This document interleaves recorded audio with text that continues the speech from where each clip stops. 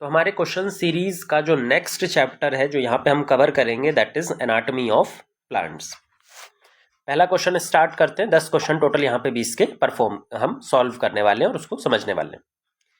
पहला क्वेश्चन यहाँ पे कुछ आपको प्लांट पार्ट्स दिए हुए हैं, जैसे कि डाइकॉट स्टेम है, मोनोकॉट लीफ है, मैंगो प्लांट का रूट है, मोनोकॉट का स्टेम है, मेज प्लांट का रूट है और सनफ्लावर प्लांट का लीफ है।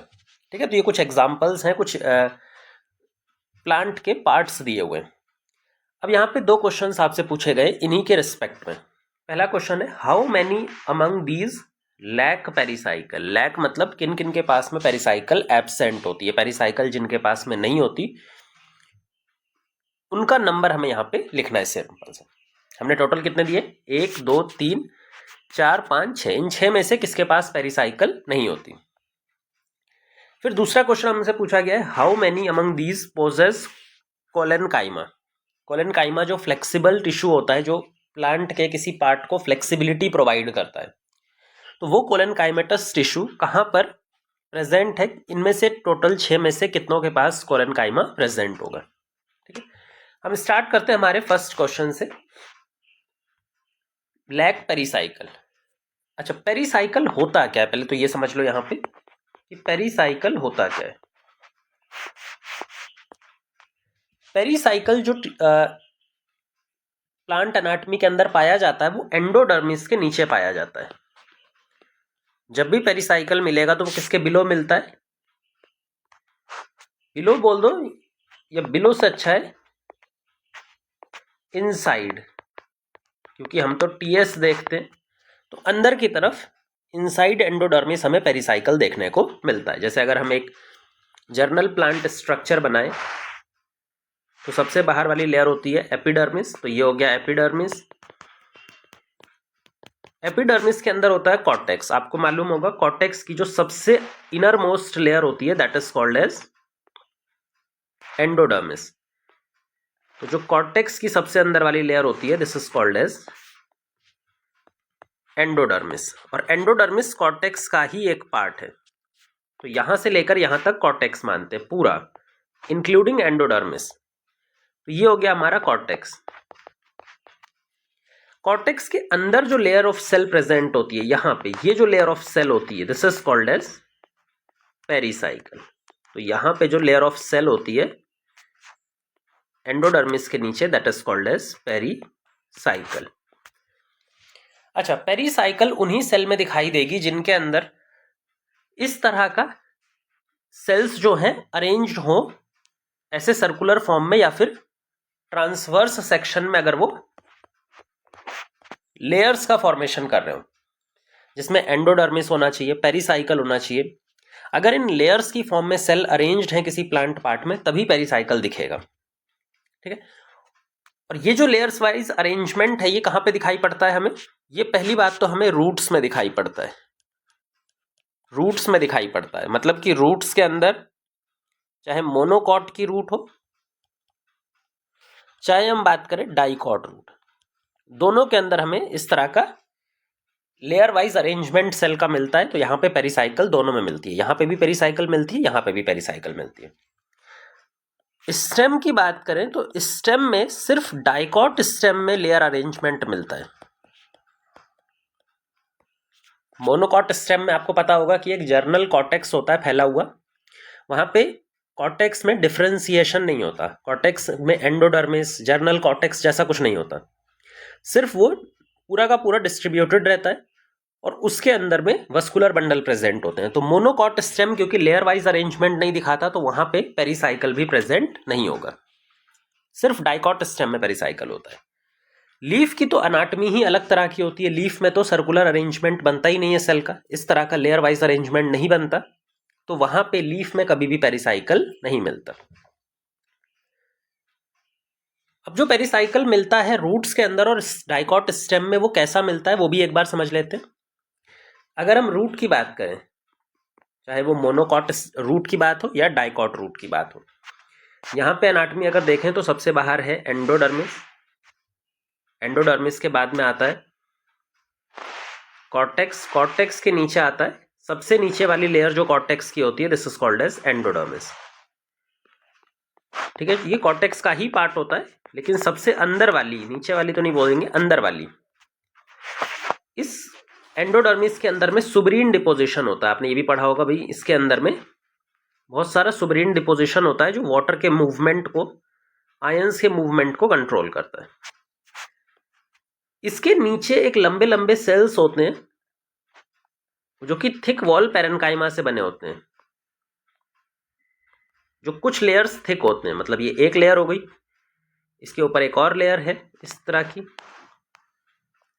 हो सकता है इसके ऊपर एक और लेयर हो, तो कुछ लेयर्स या फिर कुछ लेयर थिक होती है ये स्ट्रक्चर।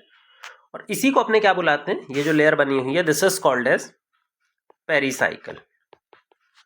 रूट के अंदर में जो पेरिसाइकल है वो किससे बनी हुई होती है, elongated and thick wall parenchyma, elongated and thick wall parenchyma. ये रूट की बात है, दोनों रूट की बात है, चाहे मोनोकॉट रूट की बात करें या डाइकॉट रूट की बात करें। स्टेम अगर हम अब स्टडी करें तो स्टेम में थोड़ा सा कंडीशन अलग हो जाता है। स्टेम में सिर्फ डाइकॉट स्टेम में पेरिसाइकल मिलता है, तो स्टेम के पास भी कुछ कंडीशंस तो ऐसी ही होती हैं। बाहर का एपिडर्मिस है, फिर कॉर्टेक्स की सबसे अंदर वाली लेयर जो है that is called as endodermis.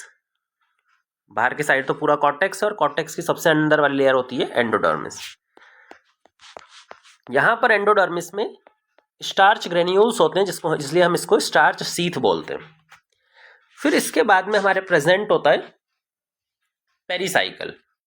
अब जो पेरिसाइकल है वो दो डिस्टिंक्ट सेल्स से बना हुआ होता है। उसका कुछ पार्ट, उसका कुछ पैच जो होता है सेमी ल्यूनार पैच, वो स्क्लेरेनकाइमा का बना होता है। उसका कुछ पार्ट किसका बना होता है, स्क्लेरेनकाइमा का, और कुछ पार्ट पेरिसाइकल का। कैसे डिसाइड होता है ये भी देख लेंगे, अभी देखो।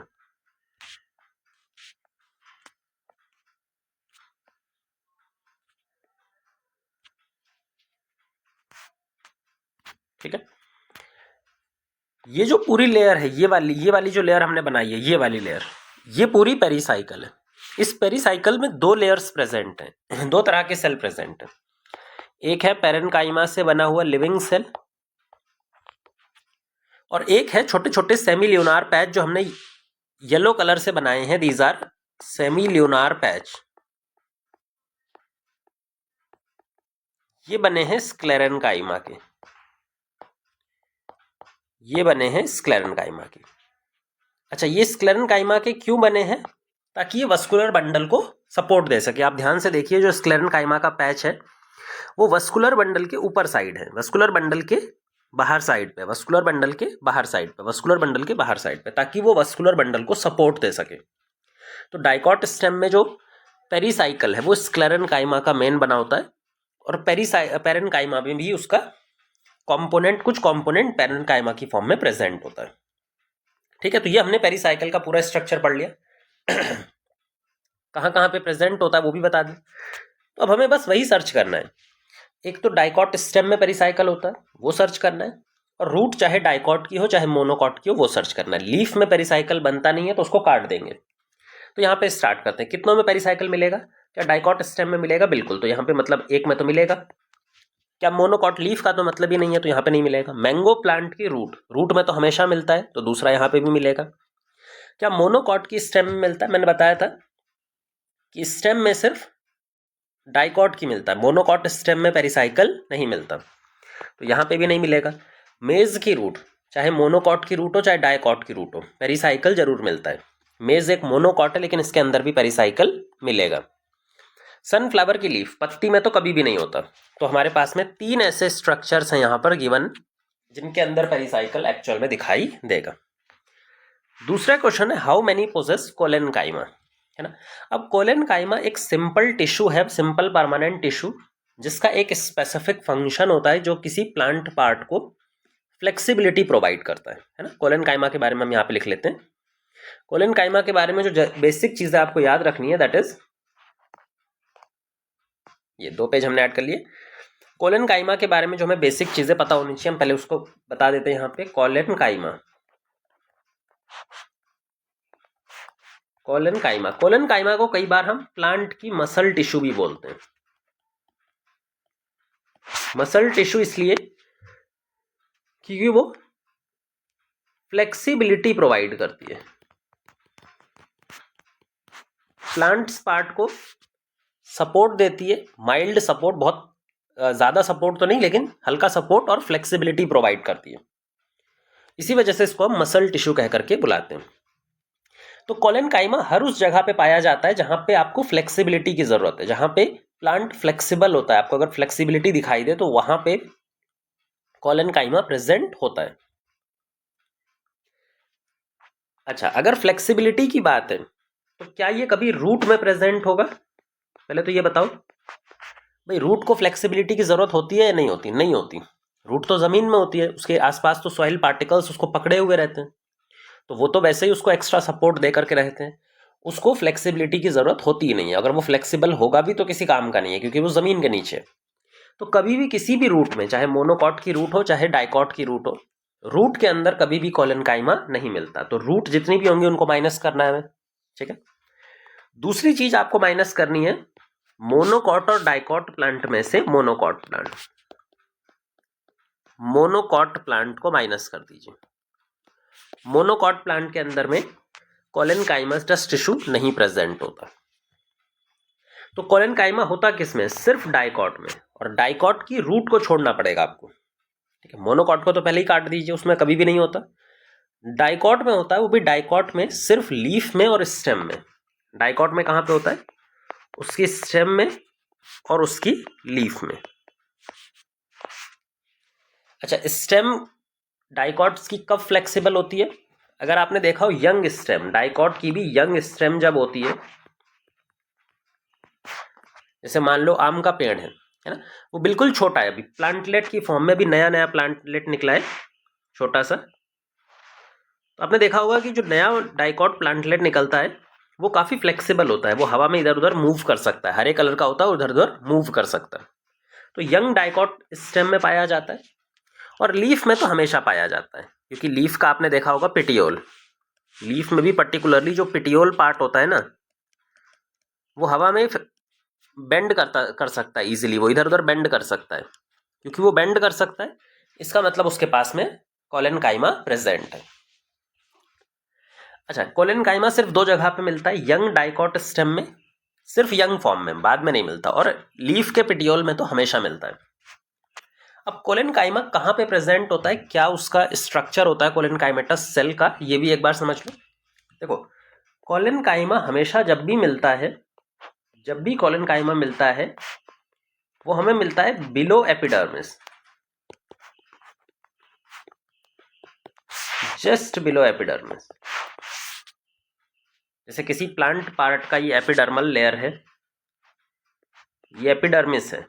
एपिडर्मिस यानी उसका बाहर का कवरिंग, सिंगल लेयर की जो कवरिंग होती है। तो अगर इसमें कोलेनकाइमा प्रेजेंट है तो कोलेनकाइमा हमेशा जस्ट इसके नीचे वाला पार्ट जो होगा वो कोलेनकाइमा होगा, जस्ट इसके नीचे वाला पार्ट। अच्छा, ये जो कोलेनकाइमा के सेल्स होते हैं ना, ये किसका फॉर्मेशन करते हैं? शीट का फॉर्मेशन कर देते हैं, या फिर लेयर का फॉर्मेशन कर देते हैं। लेयर वाइज अरेंजमेंट दिखाते हैं, कंप्लीट शीट का फॉर्मेशन कर देते हैं बिलो एपिडर्मिस। अच्छा, शीट का फॉर्मेशन करेंगे कैसे? जब बहुत सारे कोलेनकाइमा के सेल आपस में कॉम्पैक्टली अरेंज्ड हो जाएं, उनके बीच में गैप ना हो, इंटरसेल्यूलर स्पेस नहीं होना चाहिए, ऐसे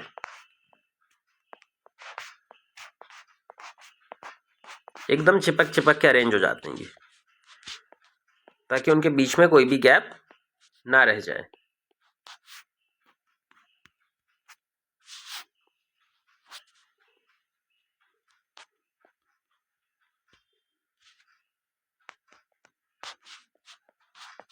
ठीक है, अब ये पूरा ये एक सिंगल लेयर है किसका? कोलेनकाइमा का। तो ये एक लेयर का अरेंजमेंट हो गया या फिर शीट का अरेंजमेंट हो गया, और ये पूरी की पूरी शीट एपिडर्मिस जो लेयर है, ये जो ऊपर वाली लेयर है, जस्ट इसके नीचे प्रेजेंट होती है, या तो एक ही लेयर की फॉर्म में पूरा कॉन्टिन्यूस लेयर बना देती है नीचे एपिडर्मिस के, या फिर छोटे छोटे कुछ पैचेस की फॉर्म में, आधी लेयर इधर प्रेजेंट है आधी लेयर उधर प्रेजेंट है ऐसे, लेकिन होती हमेशा लेयर की फॉर्म में ही है।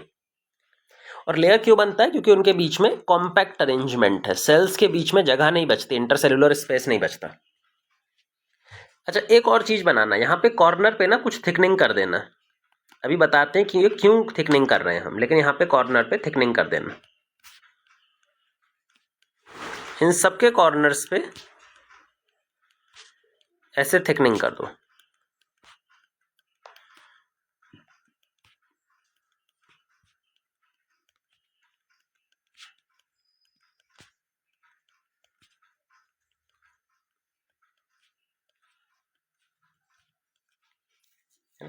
देखो, हमने बताया था कि कोलेनकाइमा फ्लेक्सिबिलिटी प्रोवाइड करता है, फ्लेक्सिबिलिटी प्रोवाइड करता है, थोड़ा सपोर्ट प्रोवाइड करता है, तो उसके लिए इसके सेल वॉल में कुछ ना कुछ थिकनिंग होगी, तभी तो जाकर के ये फ्लेक्सिबिलिटी प्रोवाइड करेगा, सपोर्ट प्रोवाइड करेगा।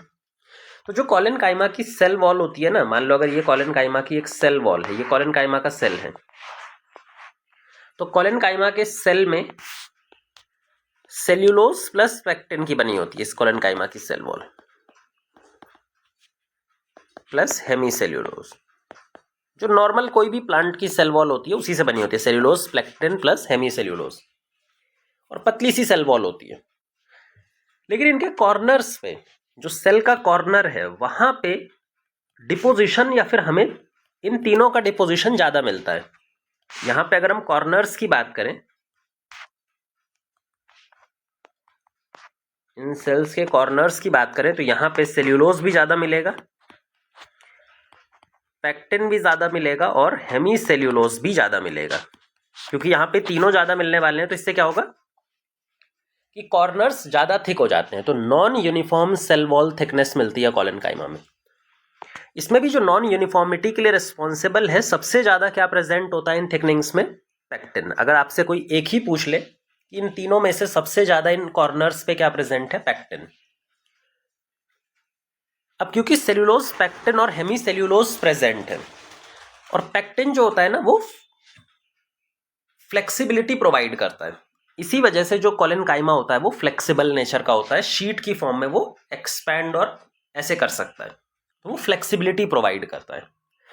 वहीं पे अगर लिग्निन डिपोजिशन हो जाता है, यहाँ पे मान लो अगर कोलेनकाइमा में पेक्टिन की जगह पर लिग्निन डिपोजिशन होता, तब क्या ये फ्लेक्सिबल रहता? नहीं, तब ये फ्लेक्सिबल नहीं रह पाता।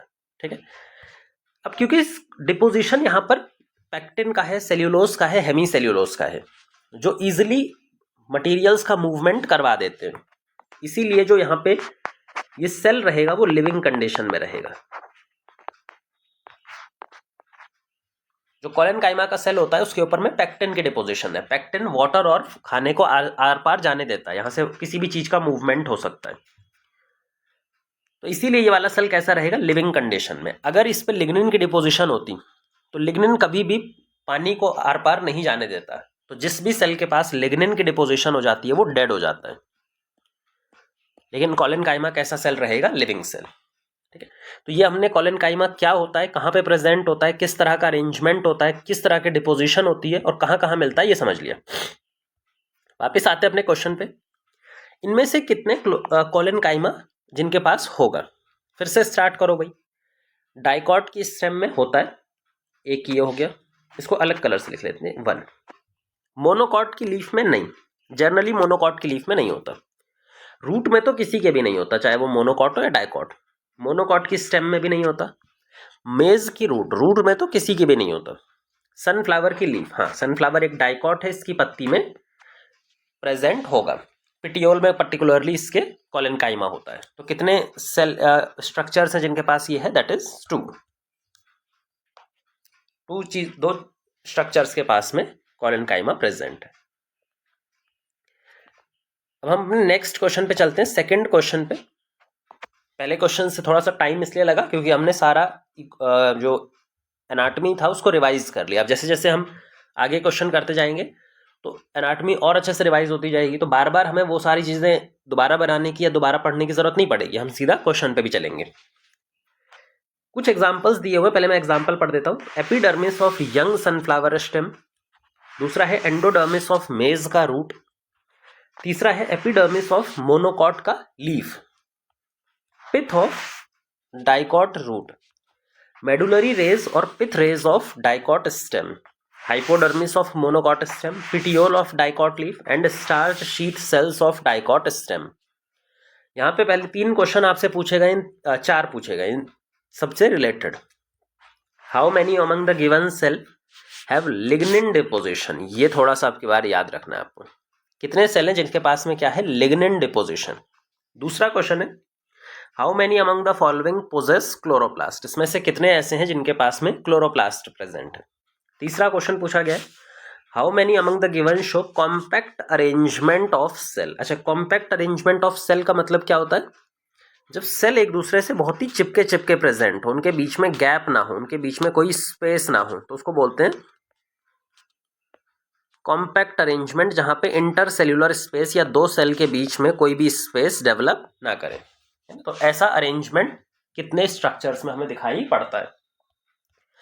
How many among these possess nucleus, इनमें से कितने ऐसे हैं जिनके पास में अपना न्यूक्लियस है। एक एक करके समझते हैं, आराम से समझ में आएगा। बहुत ही अच्छा क्वेश्चन और काफी चीजें ये सिखा के जाएगा। देखो पहला क्वेश्चन क्या है, लिग्निन डिपोजिशन। अच्छा, लिग्निन डिपोजिशन का मतलब क्या होता है, कहां पे होता है और क्यों होता है लिग्निन डिपोजिशन, पहले तो ये समझ लो। लिग्निन डिपोजिशन,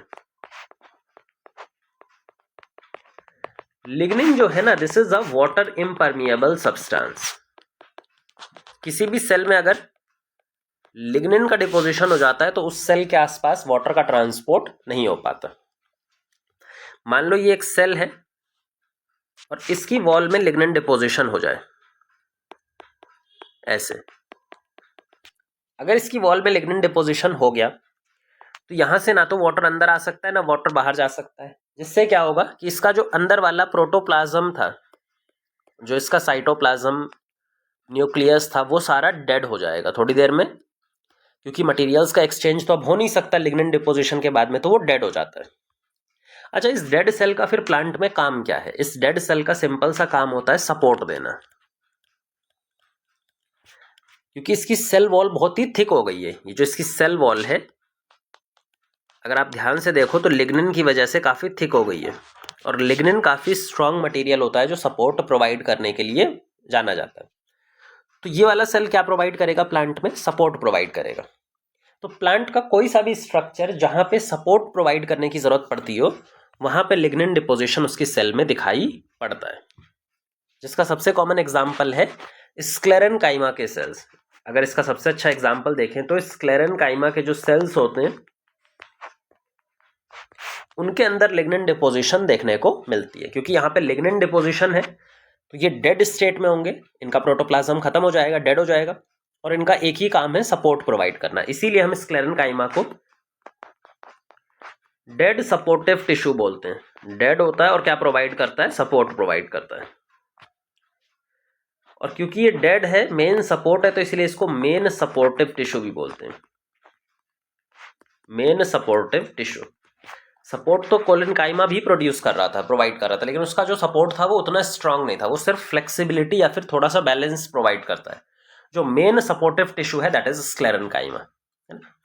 अब यही सारी चीजें आपको देखनी है कि कहां पे कौन सा ऐसा पार्ट है जो सपोर्ट देने के लिए रिस्पॉन्सिबल है, वहां पर लिग्निन प्रेजेंट होगा। देखो, जो एपिडर्मिस ऑफ यंग, इसको हम मिटा देते हैं, epidermis of young sunflower stem. Epidermis जो होता है ना, वो पैरेनकाइमा के सेल का बना होता है। एपिडर्मिस के बहुत सारे काम होते हैं। एपिडर्मिस वाटर के लॉस को प्रिवेंट करता है, एपिडर्मिस किसी पैथोजन के अटैक को बचाता है। तो एपिडर्मिस जो बाहर वाली लेयर होती है किसी भी प्लांट के यंग स्टेज में, वो हमेशा किसकी बनी होती है, पैरेनकाइमेटस सेल की। लंबे लंबे पैरेनकाइमेटस सेल होते हैं, तो इसका मतलब एपिडर्मिस तो नहीं हो सकता। एंडोडर्मिस ऑफ मेज रूट, जो एंडोडर्मिस होता है मेज के रूट का, वो भी पैरेनकाइमा के बना होता है। जैसे हम पढ़ते हैं, जब हम मेज रूट पढ़ते हैं तो बैरल शेप सेल की फॉर्म में एंडोडर्मिस होता है, ढोलक के शेप की सेल में एंडोडर्मिस होता है, जिसके ऊपर में हमें कैस्पेरियन स्ट्राइप या फिर सुबेरिन डिपोजिशन मिलता है। और इसका काम क्या है? वाटर के मूवमेंट को कंट्रोल करना। जो रूट जो है पानी एब्जॉर्ब करती है, पानी के साथ आयंस एब्जॉर्ब करती है सॉइल से, तो कितना वाटर, कितने आयंस जाइलम के अंदर में, फ्लोएम के अंदर में, यानी कि वस्कुलर टिश्यू में एंटर कर सकते हैं, वो एंडोडर्मिस कंट्रोल करता है। तो ये जो एंडोडर्मिस है ये भी पैरेन्काइमा का बना होता है। एपिडर्मिस तो हमेशा पैरेन्काइमा का होता है, तो एपिडर्मिस तो हमें काट ही देना है। पिथ ऑफ डाइकॉट रूट। अच्छा, पिथ क्या होता है डाइकॉट रूट का? एक बार ये भी समझ लेते हैं, यहाँ पे पिथ बना लेते हैं एक छोटा सा, क्योंकि अपने डाइकॉट रूट का पिथ अभी तक नहीं बनाया। पिथ जो होता है ना बेटा, सेंट्रल पार्ट होता है। जैसे डाइकॉट रूट है, उसके अंदर में कॉर्टेक्स है, एपिडर्मिस के बाद कॉर्टेक्स के सबसे नीचे होता है एंडोडर्मिस, मतलब कॉर्टेक्स का लास्ट लेयर। फिर यहाँ पे पेरिसाइकल प्रेजेंट है, सेमी ल्यूनार पैचेस की फॉर्म में, जो कि स्क्लेरेन्काइमा से बना हुआ है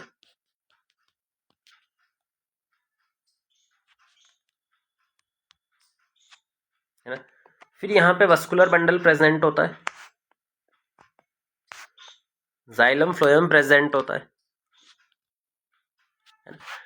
जाइलम फ्लोएम के बाद में जो स्पेस बचती है, ये बीच में जो स्पेस बच गई है, इस स्पेस को बोलते हैं पिथ या फिर मेडुला। इसी स्पेस को अपने पिथ भी बोल सकते हैं, या दूसरा एक और बोल सकते हैं मेडुला।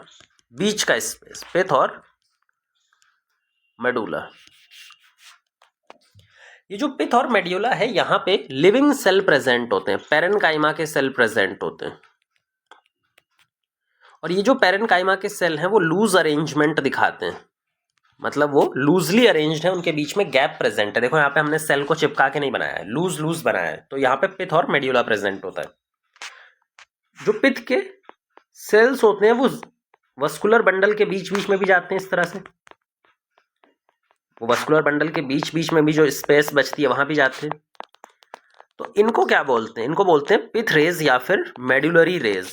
ये जो रेज निकल रही है ऐसी, ये इसको क्या बोलते हैं? पिथ रेज या फिर मेडुलरी रेज। तो ये जो रेज हैं, दीज आर पिथ रेज, और ये भी पैरेन्काइमा के सेल्स की बनी होती हैं, लूज अरेंजमेंट दिखाती हैं। तो क्या पिथ ऑफ डाइकॉट रूट में लिग्निन दिखेगा? नहीं भाई, पिथ या फिर मेडुला तो पैरेन्काइमा का बना, और पैरेन्काइमा में कभी भी लिग्निन डिपोजिशन नहीं मिलता। Medullary rays of dicot stem, medullary rays या फिर पिथ रेज जो अभी तक हमने बताई हैं, these are also made of parenchyma, loose arrangement नहीं, यहां पे भी नहीं मिलेगा। Hypodermis of mango stem. अब हाइपोडर्मिस जो स्टेम में पाई जाती है ना, कॉर्टेक्स जो होता है स्टेम का, वो 3 लेयर्स में डिवाइडेड होता है।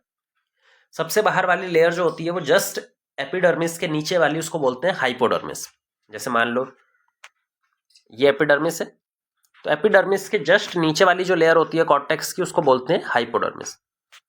हाइपोडर्मिस के नीचे जर्नल कॉर्टेक्स होता है, और जर्नल कॉर्टेक्स के सबसे नीचे होता है एंडोडर्मिस। तो स्टेम के अंदर में, डाइकॉट स्टेम में कॉर्टेक्स डिफरेंशिएटेड होता है। एपिडर्मिस के जस्ट नीचे होता है हाइपोडर्मिस, हाइपोडर्मिस के बाद होता है जर्नल कॉर्टेक्स, और जर्नल कॉर्टेक्स के सबसे नीचे होता है एंडोडर्मिस। अच्छा, ये जो हाइपोडर्मिस होता है ना डाइकॉट स्टेम में,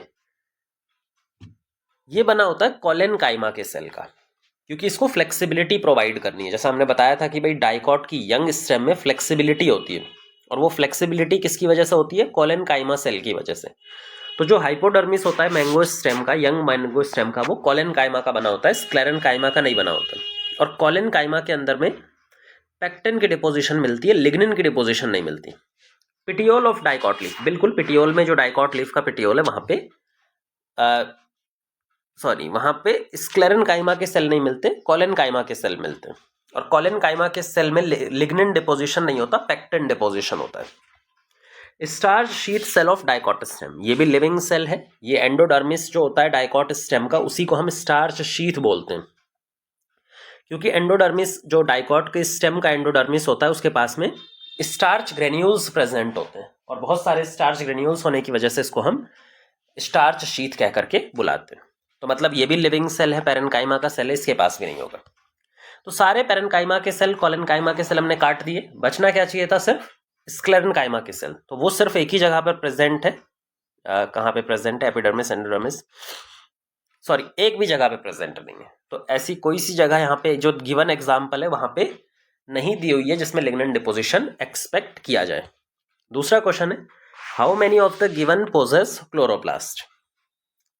अच्छा, इसको समझने के लिए आपको ये पता होना चाहिए कि क्लोरोप्लास्ट करता क्या है। क्लोरोप्लास्ट जो है वो सनलाइट को एब्जॉर्ब करता है, सनलाइट को एब्जॉर्ब करके फूड का सिंथेसिस करता है।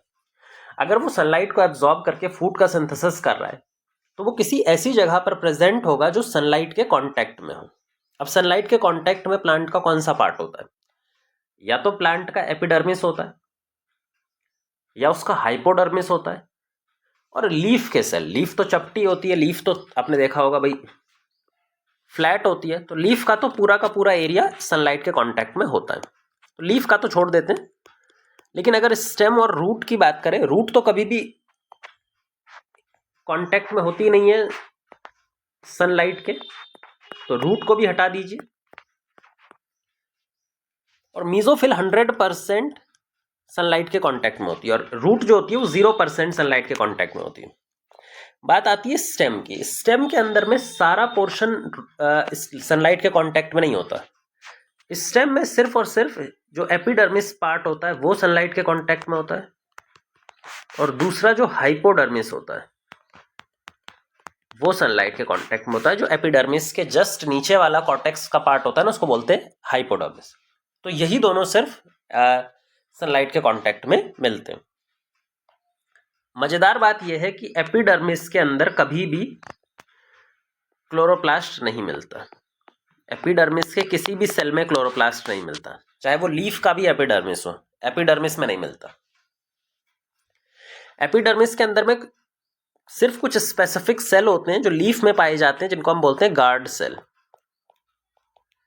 ये इकलौते ऐसे एपिडर्मल सेल हैं जो प्लांट्स के अंदर पाए जाते हैं जिनके पास क्लोरोप्लास्ट है। बाकी एपिडर्मिस का सिर्फ एक ही काम है, सपोर्ट प्रोवाइड करना, है ना। सॉरी, सपोर्ट नहीं, प्रोटेक्शन प्रोवाइड करना। बाहर से कोई पैथोजन डायरेक्टली एंटर ना कर जाए तो उसको प्रोटेक्ट करना। उसमें फोटोसिंथेसिस नहीं हो सकता। हम इसको दूसरे कलर से लिख लेते हैं। क्या एपिडर्मिस ऑफ यंग डाइकॉट में सनफ्लावर स्टेम में क्लोरोप्लास्ट होगा? एपिडर्मिस में कभी भी क्लोरोप्लास्ट नहीं होता, तो इसको तो पहले ही काट दो। एंडोडर्मिस ऑफ रूट, रूट देखते ही काट दो, क्योंकि रूट जो होता है वो सनलाइट के कांटेक्ट में नहीं है, और सनलाइट के कांटेक्ट में अगर नहीं है तो क्लोरोप्लास्ट रखने का कोई मतलब ही नहीं है। तो रूट में तो कभी भी क्लोरोप्लास्ट नहीं होगा, चाहे वो कोई सा भी स्ट्रक्चर हो। Epidermis of monocot leaf, epidermis में भी नहीं होता, मोनोकॉट की लीफ के एपिडर्मिस में भी नहीं होता। रूट, आप तो कुछ देखो ही मत, रूट देखा और इसको काट दिया। Medullary rays of dicot stem, अब स्टेम की बात आती है और मेडुलरी रेज, देखो जो मेडुलरी रेज है ना वो कोर में प्रेजेंट है, सेंटर में प्रेजेंट है। हमने बताया था कि स्टेम जो पोर्शन है, स्टेम के सिर्फ और सिर्फ एपिडर्मिस तक जो सनलाइट है वो जाती है, या एपिडर्मिस के अंदर जो हाइपोडर्मिस है वहां तक मैक्सिमम सनलाइट पहुंच सकती है। मेडुलरी रेज तक तो कभी भी सनलाइट बिल्कुल बीच में प्रेजेंट होती है, मेडुलरी रेज वहां तक तो सनलाइट नहीं पहुंचेगी। तो मतलब यहां पर क्लोरोप्लास्ट रहने का कोई मतलब नहीं है, तो यहां पर भी क्लोरोप्लास्ट नहीं होगा। हाइपोडर्मिस ऑफ मैंगो स्टेम, ये वाला थोड़ा इंटरेस्टिंग है। देखो डाइकॉट जो स्टेम होती है उसके एपिडर्मिस के नीचे हाइपोडर्मिस प्रेजेंट होता है, और हाइपोडर्मिस के पास में सनलाइट पहुंचती है। हाइपोडर्मिस जो डाइकॉट स्टेम का होता है वो लिविंग सेल कोलेनकाइमा का बना होता है। अब क्योंकि ये सेल लिविंग स्टेट में प्रेजेंट है तो यहाँ पे क्लोरोप्लास्ट प्रेजेंट होता है और ये भी फोटोसिंथेसिस करता है, ठीक है। तो यहाँ पर क्लोरोप्लास्ट प्रेजेंट होता है और ये भी फोटोसिंथेसिस करता है। तो यहाँ पे मैंगो स्टेम या डाइकॉट स्टेम के हाइपोडर्मिस में क्लोरोप्लास्ट होता है। पिटियोल ऑफ डाइकॉट लीफ, हाँ जो पिटियोल होता है पत्ते का स्टॉक होता है, जो आपने देखा होगा, मान लो ये पत्ता है और ये पत्ते का स्टॉक है। तो ये जो पत्ते का स्टॉक है ये हरे कलर का ही होता है, इसके पास क्लोरोप्लास्ट प्रेजेंट होता है और ये फोटोसिंथेसिस कर रहा होता है। तो यहाँ पे भी जो इसका कोलेनकाइमा होता है, एपिडर्मिस के नीचे कोलेनकाइमा, उसमें क्लोरोप्लास्ट प्रेजेंट होता है और वहां पे फोटोसिंथेसिस चल रहा होता है। Starch sheath of dicot stem, starch sheath किसको बोलते हैं? एंडोडर्मिस। एंडोडर्मिस बहुत नीचे प्रेजेंट होता है, उतना सनलाइट वहां तक डेप्थ में नहीं पहुंच सकता, मतलब इसके अंदर में भी क्लोरोप्लास्ट नहीं हो सकता। तो क्लोरोप्लास्ट कितने में हो सकते हैं जो हमने लिखे? एक हमारे पास में है ये और ये, दो के अंदर में क्लोरोप्लास्ट हो सकते हैं। तीसरे पे आते हैं, how many of the given show compact arrangement of cell. मतलब कॉम्पैक्ट अरेंजमेंट ऑफ सेल का मतलब होता है कि उनके बीच में गैप नहीं प्रेजेंट होना चाहिए, उनके बीच में स्पेस नहीं प्रेजेंट होना चाहिए। अच्छा, कॉम्पैक्ट अरेंजमेंट तब दिखाई पड़ता है जब सेल लेयर का फॉर्मेशन करते हैं। एक सिंगल लेयर का फॉर्मेशन अगर सेल आपस में चिपक चिपक के करें, मान लो कोई भी सेल हैं जो इस तरह से आपस में चिपक करके एक लेयर बना रहे हैं, तो ऐसी कंडीशन में इनके बीच में इंटरसेल्यूलर स्पेस नहीं मिलेगा। तो कोई भी जो पार्ट है जो लेयर्स की फॉर्म में प्रेजेंट है, जिसके बीच में सेल एक लेयर बना रहे हैं, वहां पे इंटरसेल्यूलर स्पेस नहीं मिलता। प्लस कोलन काइमा के अंदर में इस इंटरसेल्यूलर स्पेस नहीं मिलता। जो कोलन काइमा होते हैं यहां पर भी इंटरसेल्यूलर स्पेस आपको कभी भी देखने को नहीं मिलता। तो बस हमें यही सर्च करना है कि भाई कौन कौन है जो लेयर का अरेंजमेंट बना रहे हैं या फिर कोलन काइमा के बने हुए हैं, उनके अंदर वो नहीं मिलेगा, है ना। पहला है एपिडर्मिस। एपिडर्मिस एक कॉन्टिन्यूस सिंगल लेयर होती है। भाई एपिडर्मिस जो है वो हमारे किसी भी प्लांट के सबसे बाहरी लेयर का फॉर्मेशन करती है और वहां पे सेल कॉम्पैक्टली अरेंज्ड होते हैं। सेल्स एकदम कॉम्पैक्ट अरेंजमेंट होता है ताकि कोई भी पैथोजन डायरेक्टली एपिडर्मिस को क्रॉस ना कर पाए। और एपिडर्मिस तो कॉन्टिन्यूस लेयर की फॉर्म में ही होगी ना, और मैंने बताया था भाई लेयर की फॉर्मेशन में कोई भी स्ट्रक्चर होगा वो कॉम्पैक्ट अरेंजमेंट दिखाता है, मतलब यहां पर इंटरसेल्यूलर स्पेस नहीं होगा। तो क्वेश्चन में क्या पूछा गया, how many possess intercellular arrangement of cells, no intercellular space. तो सही है, यहां पे नो इंटरसेल्यूलर स्पेस, मतलब ये सही है, इसमें कोई इंटरसेल्यूलर स्पेस नहीं है। Endodermis of maize root. अब एंडोडर्मिस भी एक सिंगल लेयर का फॉर्मेशन करती है, और जैसा मैंने बताया कोई भी अगर स्ट्रक्चर में लेयर का फॉर्मेशन होगा तो वहां पे इंटरसेल्यूलर स्पेस मिलने के चांसेस ही नहीं है। तो यहां पर भी इंटरसेल्यूलर स्पेस नहीं मिलेगा, मतलब ये ठीक है हमारे क्वेश्चन के हिसाब से। एपिडर्मिस, कोई भी एपिडर्मिस हो वहां पे इंटरसेल्यूलर स्पेस नहीं मिलेगा। पिथ, ये थोड़ा इंटरेस्टिंग है। पिथ जो होता है ना, वहां पे सबसे सेंटर वाला पार्ट होता है जो रूट या फिर स्टेम का, और वो पैरेनकाइमा सेल के बने होते हैं जहां पे लूज अरेंजमेंट दिखता है। तो पिथ यहां पर गलत है, पिथ के पास में इंटरसेल्यूलर स्पेस होता है, क्योंकि अब इंटरसेल्यूलर स्पेस होता है तो हमारे क्वेश्चन के हिसाब से हमें उनको सेलेक्ट करना है जिनके पास में इंटरसेल्यूलर स्पेस नहीं है, पर इसके पास में तो है, इसको सेलेक्ट नहीं कर सकते। Medullary rays of dicot stem. Medullary rays या फिर पिथ रेज जो पिथ से ही स्टार्ट करते हैं, बाहर रेडिएट होते हैं, बाहर की तरफ पेरीफेरी की तरफ निकल रहे होते हैं, तो पिथ रेज भी पैरेनकाइमा की बनी होती है और यहाँ पर भी इंटरसेल्यूलर स्पेस प्रेजेंट होता है। क्योंकि यहाँ पे इंटरसेल्यूलर स्पेस प्रेजेंट है तो हम इसको भी सेलेक्ट नहीं कर सकते, ये भी माइनस हो गया। Hypodermis of mango stem. अच्छा, हाइपोडर्मिस मैंगो स्टेम का किससे बना था, कोलेनकाइमा का। और हमने ये बताया था कि कोलेनकाइमा का एक कैरेक्टरिस्टिक फीचर होता है कि उसके सेल एक दूसरे से बहुत ही कॉम्पैक्ट टाइट अरेंजमेंट शो करते हैं और उसके सेल के बीच में कभी भी गैप नहीं प्रेजेंट होता। तो यहाँ पे इंटरसेल्यूलर स्पेस कोलेनकाइमा में तो कभी भी नहीं होगा, और जब कोलेनकाइमा में सेल्यूलर स्पेस नहीं है तो इसको हमने सेलेक्ट करना है। Petiole of dicot leaf. अच्छा, पिटियोल ऑफ डाइकॉट लीफ जब हम बोलते हैं ना, तो पिटियोल में तो वैसे तो एपिडर्मिस भी आएगा, हाइपोडर्मिस भी आएगा, अंदर के स्ट्रक्चर्स भी आएंगे, लेकिन जब हम पिटियोल स्पेसिफिकली बोल रहे हैं तो इसका मतलब हम हाइपोडर्मिस की बात कर रहे हैं, है ना, क्योंकि उसका कैरेक्टरिस्टिक फीचर है कि कोलेनकाइमेटस हाइपोडर्मिस मिलता है, एपिडर्मिस मिलता है। तो जो पिटियोल का एपिडर्मिस हाइपोडर्मिस है वो कॉम्पैक्ट अरेंजमेंट दिखाता है, वहां पे सेल्यूलर स्पेस नहीं होती, इंटरसेल्यूलर स्पेस, तो इसको सेलेक्ट कर सकते हैं। Starch sheath cell of dicot stem. अब स्टार्च शीथ सेल किसको बोलते हैं, एंडोडर्मिस को। जो स्टेम का एंडोडर्मिस होता है उसी को स्टार्च शीथ बोलते हैं। एंडोडर्मिस हमेशा एक लेयर अरेंजमेंट शो करता है, लेयर की फॉर्म में अरेंज होता है। अगर लेयर की फॉर्म में अरेंज है तो मतलब यहाँ पे इंटरसेल्यूलर स्पेस नहीं होगा, इसको सेलेक्ट करना है। तो कितनों के पास इंटरसेल्यूलर स्पेस नहीं है, 1 2 3 4 5 6, तो बहुत सारे ऐसे हैं जिनके पास में इंटरसेल्यूलर स्पेस नहीं है। सिंपल सा आपको ये सर्च करना है कि कौन लेयर की फॉर्म में अरेंज है या फिर किसके अंदर कोलेनकाइमा पाया जाता है। अगर दोनों में से एक भी चीज मैच कर रही है then it is good. How many of these possess nucleus. इनमें से कितनों के पास में न्यूक्लियस प्रेजेंट होता है। देखो, न्यूक्लियस किसके पास में पाया जाता है, न्यूक्लियस पाया जाता है लिविंग सेल के पास में। जो न्यूक्लियस पाया जाता है वो किसके पास में पाया जाता है, इन द लिविंग सेल। और आपको मालूम होगा लिविंग सेल हमारी बॉडी में, अगर हम परमानेंट सेल की बात करें तो पेरेन्काइमा, कोलेनकाइमा और स्क्लेरेन्काइमा 3 तरह के सेल होते हैं प्लांट बॉडी में। इनमें से ये दोनों लिविंग हैं, और अगर ये दोनों लिविंग है तो इनके पास में न्यूक्लियस मिलेगा, और स्क्लेरेन्काइमा में न्यूक्लियस नहीं मिलेगा। ये परमानेंट टिश्यू की बात हो गई। अगर मेरिस्टेम टिश्यू की बात करें तो मेरिस्टेम टिश्यू सारे के सारे लिविंग होते हैं, 100% लिविंग होते हैं, तो 100% के पास में न्यूक्लियस मिलेगा। तो यहाँ पे तो 100% के पास में न्यूक्लियस मिलेगा। यही कंडीशन अब हमें समझते जाना है, कितनों के पास में न्यूक्लियस मिलेगा। क्या एपिडर्मिस में मिलेगा न्यूक्लियस? बिल्कुल, एपिडर्मिस में न्यूक्लियस मिलेगा। एपिडर्मिस पेरेन्काइमा का बना हुआ है। क्या एंडोडर्मिस ऑफ मेज रूट? अच्छा, एंडोडर्मिस मेज रूट का पेरेन्काइमा से ही बना होता है। बैरल शेप सेल होते हैं जिनमें सुब्रीन डिपोजिशन है, लेकिन होता वो लिविंग सेल ही है। तो यहाँ पे भी एंडोडर्मिस में भी न्यूक्लियस प्रेजेंट होगा। एपिडर्मिस बिल्कुल न्यूक्लियस प्रेजेंट होगा, लिविंग सेल है। पिथ लिविंग सेल है, प्रेजेंट होगा। मेडुलरी रेज लिविंग सेल है, प्रेजेंट होगा। हाइपोडर्मिस कोलेनकाइमा का बना है, collenchyma is also living cell, हाँ बिल्कुल प्रेजेंट होगा। पिटियोल ऑफ डाइकॉट स्टेम बिल्कुल प्रेजेंट होगा। एपिडर्मिस हाइपोडर्मिस से मेन बना होता है उसका आउटर कवरिंग, बिल्कुल प्रेजेंट होगा।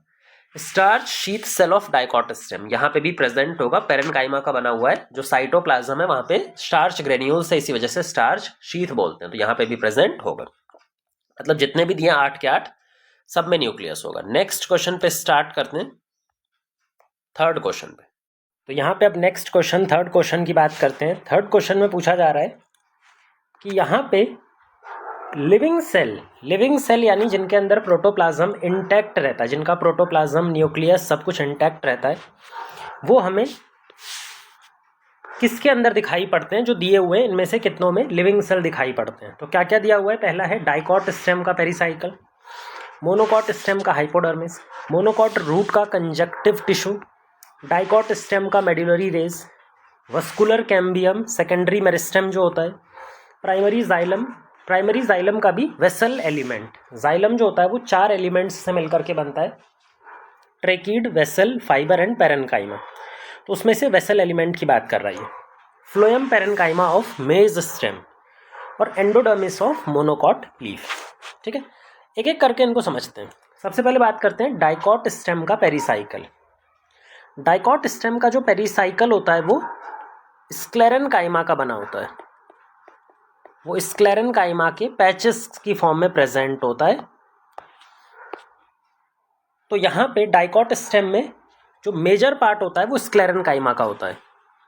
इसमें से कुछ पार्ट पेरेन्काइमा का भी होता है, लेकिन जो कैरेक्टरिस्टिक फीचर है डाइकॉट स्टेम का वो स्क्लेरेन्काइमा का बना होता है। तो मतलब अगर ये स्क्लेरेन्काइमा का है तो इसके पास में लिविंग सेल नहीं प्रेजेंट होते, यहाँ पे डेड सेल प्रेजेंट होते हैं। मोनोकॉट स्टेम का जो हाइपोडर्मिस होता है, हाइपोडर्मिस यानी कि एपिडर्मिस के नीचे वाला, एपिडर्मिस के जस्ट नीचे वाला जो कॉर्टेक्स होता है उसको हम बोलते हैं हाइपोडर्मिस। मोनोकॉट स्टेम के अंदर में हाइपोडर्मिस स्क्लेरेन्काइमा का बना होता है। अगर वहीं पे हम डाइकॉट स्टेम की बात करें तो डाइकॉट स्टेम में जो हाइपोडर्मिस होता है वो कोलेनकाइमा का बना होता है, वो फ्लेक्सिबिलिटी प्रोवाइड करता है।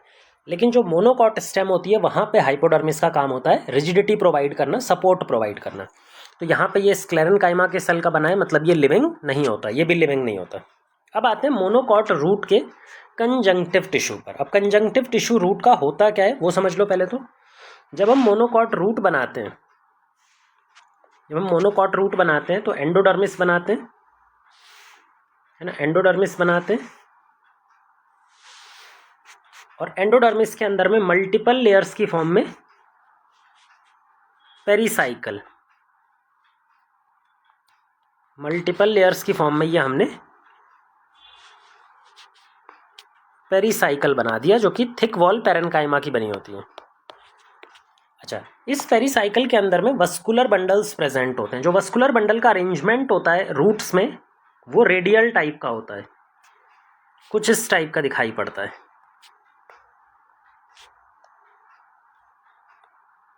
ठीक है, रेडियल का मतलब होता है जाइलम, ये जाइलम है और ऑल्टरनेटिवली फ्लोएम अरेंज रहते हैं। यहाँ पर ये फ्लोएम है टी, ये फ्लोएम है, ये भी फ्लोएम है, ये फ्लोएम है, ये फ्लोएम है, ये फ्लोएम है। तो अलग अलग रेडियस पे जाइलम इस रेडियस पे है, फ्लोएम इस रेडियस पे, जाइलम इस रेडियस पे, फ्लोएम इस रेडियस पे, ऑल्टरनेटिवली, मतलब यहाँ पे वस्कुलर बंडल रेडियली अरेंज्ड होते हैं। बीच में जो सेल प्रेजेंट है दीज आर पिथ, यहाँ पर मेड्यूला या फिर पिथ के सेल प्रेजेंट होते हैं। सो दिस इज पिथ और मेड्यूला। अच्छा, कुछ सेल जो होते हैं पिथ और मेड्यूला के वो जाइलम और फ्लोएम के बीच में प्रेजेंट होते हैं, जैसे ये वाले हैं जो जाइलम और फ्लोएम के बीच में हैं। तो जो जाइलम और फ्लोएम के बीच में है इनको हम बुलाते हैं कंजंक्टिव टिश्यू। कंजंक्टिव टिश्यू ये पैरेनकाइमेटस लिविंग सेल होते हैं, तो दीज आर लिविंग सेल्स, तो ये लिविंग नेचर के सेल होते हैं। ठीक है, तो यहाँ पे भी यही पूछा गया है भाई रूट का कंजंक्टिव टिश्यू किस फॉर्म का होता है, लिविंग फॉर्म का होता है, पैरेनकाइमा से बना होता है। अगर कंजंक्टिव टिश्यू लिविंग होता है तो यहाँ पर ये लिविंग फॉर्म में होगा, यहाँ पे प्रोटोप्लाज्म प्रेजेंट होगा, तो इसका मतलब यहाँ पे लिविंग सेल होगा। डाइकॉट स्टेम मेड्यूलरी रेज, जैसे हमने यहाँ पे मेड्यूला बनाया है और उसके बाहर कंजंक्टिव टिश्यू बनाया है, अगर ये स्टेम होता डाइकॉट स्टेम, तो डाइकॉट स्टेम में तुम्हें पता होगा मेड्यूला से जो बाहर निकल रही होती हैं सेल्स की रेज, उनको हम मेड्यूलरी रेज या फिर पिथ रेज बुलाते हैं। और जो पिथ रेज या मेड्यूलरी रेज होती हैं these are also living cells, parenchyma cells, तो ये भी लिविंग होंगे। वस्कुलर कैम्बियम, वस्कुलर कैम्बियम एक सेकेंडरी मेरिस्टेम होता है, लेटरल मेरिस्टेम। अब मेरिस्टेम जो होते हैं ना वो कोई सी भी मेरिस्टेम हो, चाहे प्राइमरी मेरिस्टेम हो, सेकेंडरी मेरिस्टेम हो, एपिकल मेरिस्टेम हो, इंटरकैलरी मेरिस्टेम हो, मेरिस्टेम हमेशा लिविंग सेल होती है क्योंकि इसका काम है डिवीजन परफॉर्म करना। कोई भी सेल तभी डिवाइड कर पाएगी जब वो लिविंग स्टेट में रहेगी, तो मेरिस्टेमेटिक जो सेल्स होती हैं दीज आर लिविंग सेल्स, तो मेरिस्टेम सेल जो भी होगी वो लिविंग ही रहेगी। अब मेरिस्टेम कोई सा भी बोल दे आपको, उसमें आपको लिविंग ही टच करना है, लिविंग ही टिक करना है। प्राइमरी जाइलम, अच्छा जाइलम जो होती है ना वो 2 बार बनती है प्लांट की बॉडी में, जाइलम जो होती है वो 2 बार बनती है। या फिर फ्लोएम की भी बात करें, जाइलम की बात करें या फिर फ्लोएम की बात करें, ये 2 बार बनते हैं। पहली बार ये प्राइमरी ग्रोथ के दौरान बनते हैं, प्राइमरी ग्रोथ के दौरान बनते हैं। कहाँ से, कौन से मेरिस्टेम से बनते हैं? From shoot apical meristem and root apical meristem. जो भी शूट एपिकल मेरिस्टेम और रूट एपिकल मेरिस्टेम से जाइलम और फ्लोएम बनते हैं उनको हम बुलाते हैं प्राइमरी जाइलम और primary phloem, primary xylem plus primary phloem. लेकिन जब सेकेंडरी ग्रोथ की बारी आती है, जैसे कुछ प्लांट्स के अंदर में, डाइकॉट्स के अंदर में सेकेंडरी ग्रोथ देखने को मिलती है, तो जब हम डाइकॉट्स के अंदर सेकेंडरी ग्रोथ की बात करते हैं तो सेकेंडरी ग्रोथ के दौरान प्लांट की विड्थ बढ़ती है, मतलब प्लांट इस तरह से अपने विड्थ को इंक्रीज करता रहता है, अपनी गर्थ को इंक्रीज करता है।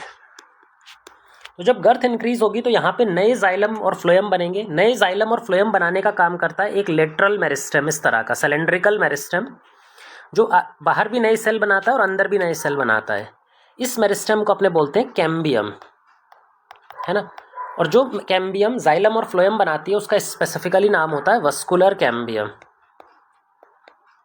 वस्कुलर कैम्बियम, है ना। वस्कुलर कैम्बियम सेकेंडरी जाइलम बनाता है और सेकेंडरी फ्लोएम बनाता है, फ्लोएम। अब ये तो इनके ओरिजिन की बात हो गई कि भाई हमने कॉम्प्लेक्स टिश्यू को ओरिजिन के बेसिस पे कहाँ से वो ओरिजिनेट होते हैं, प्राइमरी ग्रोथ के दौरान या सेकेंडरी ग्रोथ के दौरान। अगर हम इनको सेल के कॉम्पोजिशन के बेसिस पे डिवाइड करते हैं तो these are compound tissues. Compound tissues का सिंपल सा मतलब होता है जिसके अंदर एक से ज़्यादा टाइप के सेल प्रेजेंट होते हैं। तो जाइलम और फ्लोएम जो है वो कंपाउंड टिश्यू हैं या कॉम्प्लेक्स टिश्यू हैं। कंपाउंड टिश्यू या फिर कॉम्प्लेक्स टिश्यू का मतलब होता है कि ये एक से ज़्यादा टिश्यूज़ के प्रेजेंट होते हैं। अगर हम जाइलम की बात करें तो जाइलम के अंदर में टोटल 4 एलिमेंट्स होते हैं, वेसल, ट्रेकिड्स, फाइबर्स और लास्ट होता है पैरेनकाइमा, यानी जाइलम पैरेनकाइमा, है ना। इसमें से जो स्टार्टिंग के 2 पार्ट्स हैं वेसल और ट्रेकिड्स, ये एक्चुअल में ट्यूब का फॉर्मेशन करते हैं, लंबी लंबी ट्यूब्स का फॉर्मेशन करते हैं जिसके थ्रू वाटर प्लांट्स में ऊपर मूव करेगा। जबकि फाइबर और पैरेनकाइमा एडिशनल फंक्शन परफॉर्म करते हैं, है ना। अब देखो वेसल जो होती है ना वो सिलेंड्रिकल ट्यूब्स होती हैं कुछ इस तरह की, ऐसे सिलेंड्रिकल ट्यूब्स के थ्रू बनता है। अब ये जो वेसल है ये मल्टी सेल्यूलर नेचर का होता है, सिलेंड्रिकल होने के साथ में ये मल्टी सेल्यूलर नेचर का होता है इस तरह का।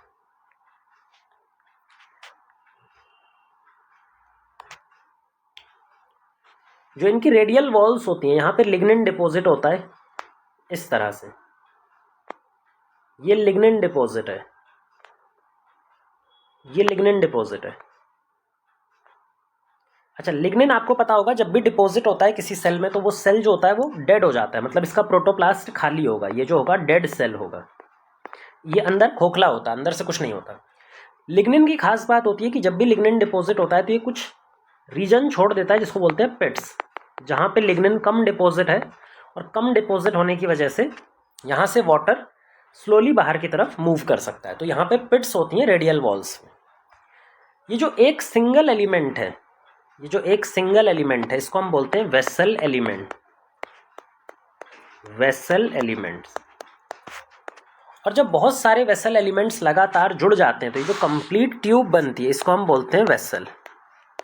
तो एक्चुअल में वेसल जो है ना वो कई सारे सेल या फिर कई सारे वेसल एलिमेंट से मिल करके बनती है। एक वेसल और दूसरी वेसल के बीच में जो कॉमन वॉल है वो ये वाला पार्ट है, ये कॉमन वॉल है, ये वाली कॉमन वॉल है, ये कॉमन वॉल है। इस कॉमन वॉल से पानी को एक सेल से दूसरे सेल के ऊपर की तरफ मूव करना है। तो उसके लिए यहाँ पर इनकी कॉमन वॉल में पोर्स प्रेजेंट होते हैं। यहाँ पर क्या प्रेजेंट होते हैं? डायरेक्ट पोर्स प्रेजेंट होते हैं। ये पिट्स नहीं है, ये पोर्स हैं। पोर्स का मतलब होता है जहाँ पे एक्चुअल पोर हो, एक्चुअल खाली जगह हो, और पिट्स का मतलब होता है जहाँ पे डिपोजिशन कम है, वो खाली नहीं है, बिल्कुल आर पार नहीं जा सकते उसके, लेकिन वहाँ पे डिपोजिशन कम है, पतली जगह है। और पोर का मतलब होता है कंप्लीट एम्प्टी जगह है, तो वहाँ से डायरेक्टली मूवमेंट हो सकता है। अब यहाँ पे वाटर का जो मूवमेंट होगा वो लगातार इस तरह से ऊपर की तरफ होता है, ठीक है। तो ये हो गया पहला एलिमेंट वेसल, जो कि मल्टी सेलुलर फॉर्म में है, क्योंकि यहाँ पे सारे के सारे जो सेल हैं वो एक दूसरे से जुड़े हुए हैं, लगातार लगे हुए हैं। इसी के लिए हम इसको बोलते हैं सिंसाइट। जो वेसल होता है दैट इज अ सिंसाइट। वो भी किस तरह का सिंसाइट? डेड सिंसाइट। वहाँ पे बहुत सारे सेल जुड़े हुए हैं लेकिन डेड सेल जुड़े हुए हैं, तो इसको डेड सिंसाइट बोलते हैं। अच्छा, अगर हम ट्रेकिड्स की बात करें तो ट्रेकिड्स में कंडीशन थोड़ी सी अलग हो जाती है। ट्रेकिड्स के अंदर में जो सेल होते हैं वो स्पिंडल शेप होते हैं, कुछ इस तरह के सेल्स जो होते हैं these are spindle shape, spindle shape इस तरह के। ये जो सेल हैं इनके पास भी लिग्निन डिपोजिशन होगी। भाई पानी ऊपर मूव कराना है तो सपोर्ट के लिए लिग्निन डिपोजिशन तो ज़रूरत रहती है, लेकिन जो यहाँ पे मूवमेंट होता है वाटर का और जो शेप होता है, अरेंजमेंट होता है, वो सब कुछ डिफरेंट होता है। यहाँ पे जो शेप होता है, अरेंजमेंट होता है, दैट इज क्वाइट डिफरेंट।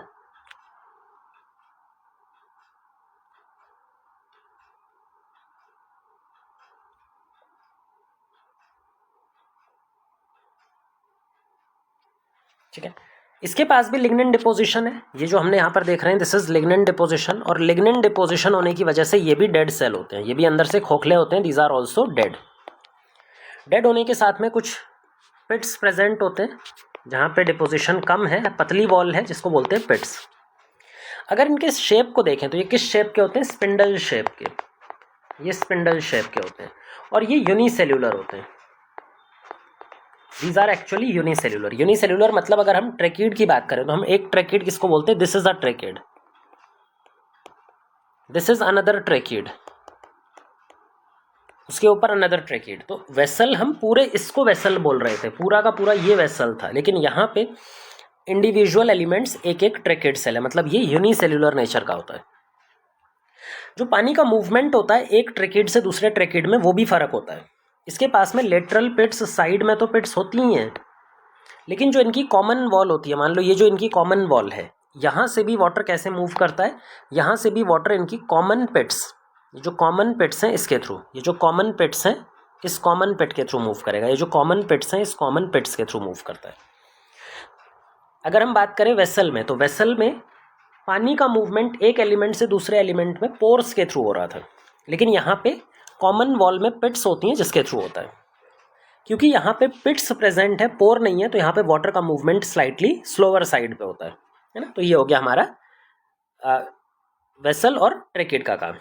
अच्छा, वेसल और ट्रेकिड के जो लेटरल पिट्स हैं, जो इनकी साइड में पिट्स लगी हुई हैं, उसका क्या काम है? उसका काम है जब पानी मूव करेगा तो पानी को कुछ पानी रेडियली ट्रांसपोर्ट करना। पिट्स के थ्रू कुछ पानी निकल करके रेडियली ट्रांसपोर्ट होता है। यहाँ पे भी कुछ पानी ऐसे पिट्स के थ्रू निकल करके रेडियली मूव करता है। अब इस रेडियल मूवमेंट में हेल्प कौन करेगा? इस रेडियल मूवमेंट में जो हेल्प करने वाला है दैट इज जाइलम पैरेन्काइमा। हम बाकी सारे लेबल हटा देते हैं, हमने ये सारी चीज़ें पढ़ ली हैं, अब हमें सारे लेबल हटा देने। अब इस जो लेटरली मूव करेगा तो ये मूवमेंट करवाने में हेल्प कौन करता है? दैट इज जाइलम पैरेन्काइमा के सेल्स होते हैं जो पानी को रेडियल ट्रांसपोर्ट कराते हैं, आयंस का रेडियल ट्रांसपोर्ट कराते हैं। इस तरह से ये साइड में ऐसे ट्रांसपोर्ट कराते हैं, है ना, रेडियल ट्रांसपोर्ट कराते हैं। कौन? Xylem parenchyma. Xylem parenchyma living cell है, सेम यहाँ पर भी होगा।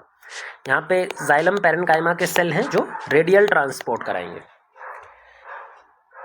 चौथा जो एलिमेंट था दैट इज फाइबर। फाइबर का काम होता है, लंबे लंबे फाइबर्स होते हैं जो वेसल और ट्रेकिड्स के आसपास ऐसे इकट्ठे हो जाते हैं और इनको सपोर्ट प्रोवाइड करते हैं। वेसल के आसपास भी हो सकते हैं और ट्रेकिड के आसपास भी, इस तरह से अरेंज हो जाते हैं और ये सपोर्ट प्रोवाइड करते हैं। ये भी स्क्लेरेन्काइमा के सेल होते हैं, डेड सेल होते हैं। ठीक है, तो ये चारों एलिमेंट्स हैं किसके? जो हमारा जाइलम है। अब जाइलम के अंदर में हमें क्या पूछा गया था, जो अब उसकी बात कर लेते हैं।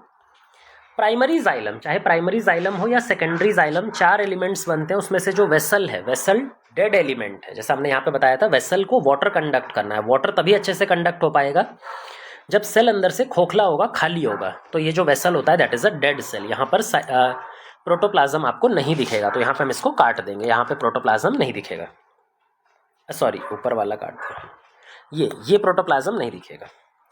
फ्लोएम पैरेन्काइमा ऑफ मेज स्टेम। अब यहाँ पर थोड़ा सा आपको समझना है कि जो फ्लोएम पैरेन्काइमा है मेज स्टेम का बोला गया। अगर हम फ्लोएम की बात करते हैं, वापस से आते हैं हमने इसी सेम क्वेश्चन पे। हाँ, फ्लोएम की बात करते हैं। जैसे हमने बताया कि भाई जाइलम 4 एलिमेंट्स से बना हुआ है, उसी तरह से फ्लोएम भी 4 एलिमेंट्स से बना होता है। उसको बोलते हैं sieve tube, companion cell, phloem fibres and last is phloem parenchyma. Phloem parenchyma, sieve tube, companion cell, phloem fibres and phloem parenchyma. इनमें से इकलौता डेड एलिमेंट फ्लोएम फाइबर होता है। फ्लोएम फाइबर डेड होता है, लेकिन बाकी सारे, ये भी लिविंग होता है, ये भी लिविंग होता है और ये भी लिविंग होता है। बाकी सारे लिविंग होते हैं, है ना। अब इनमें वाटर का फूड का ट्रांसपोर्ट होता है। तो फूड का ट्रांसपोर्ट कैसे होता है, कौन सा एलिमेंट एक्चुअल में फूड ट्रांसपोर्ट कराने में हेल्प करता है, एक बार वो देख लेते हैं। सीव ट्यूब एलिमेंट्स जो होते हैं वो भी एक ट्यूब लाइक स्ट्रक्चर होती है जहां पे मल्टीपल सेल्स अरेंज होते हैं।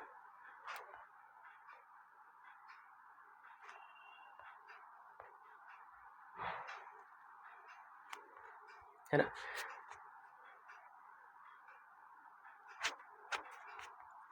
तो ये पूरा का पूरा वेसल है, लेकिन जो आप ध्यान से देखोगे तो वेसल क्या है? Multi cellular. ये एक सेल से नहीं बना, ये बहुत सारे सेल से बना है, जिसमें से हर एक सेल को क्या बोलते हैं? Vessel element. हर एक सेल को अपने क्या बुलाते हैं? Vessel element. जो वेसल एलिमेंट है that is a living cell. It is a living cell. Living cell मतलब इसके पास में प्रोटोप्लास्ट होता है। प्रोटोप्लास्ट में सबसे बड़ा बीच में एक वैक्यूल होता है। सबसे बड़ा बीच में यहाँ पे एक वैक्यूल होता है और साइड साइड में यहाँ पे साइटोप्लाज्म लगा होता है, प्रोटोप्लाज्म लगा होता है। ये बीच में वैक्यूल होता है हमेशा।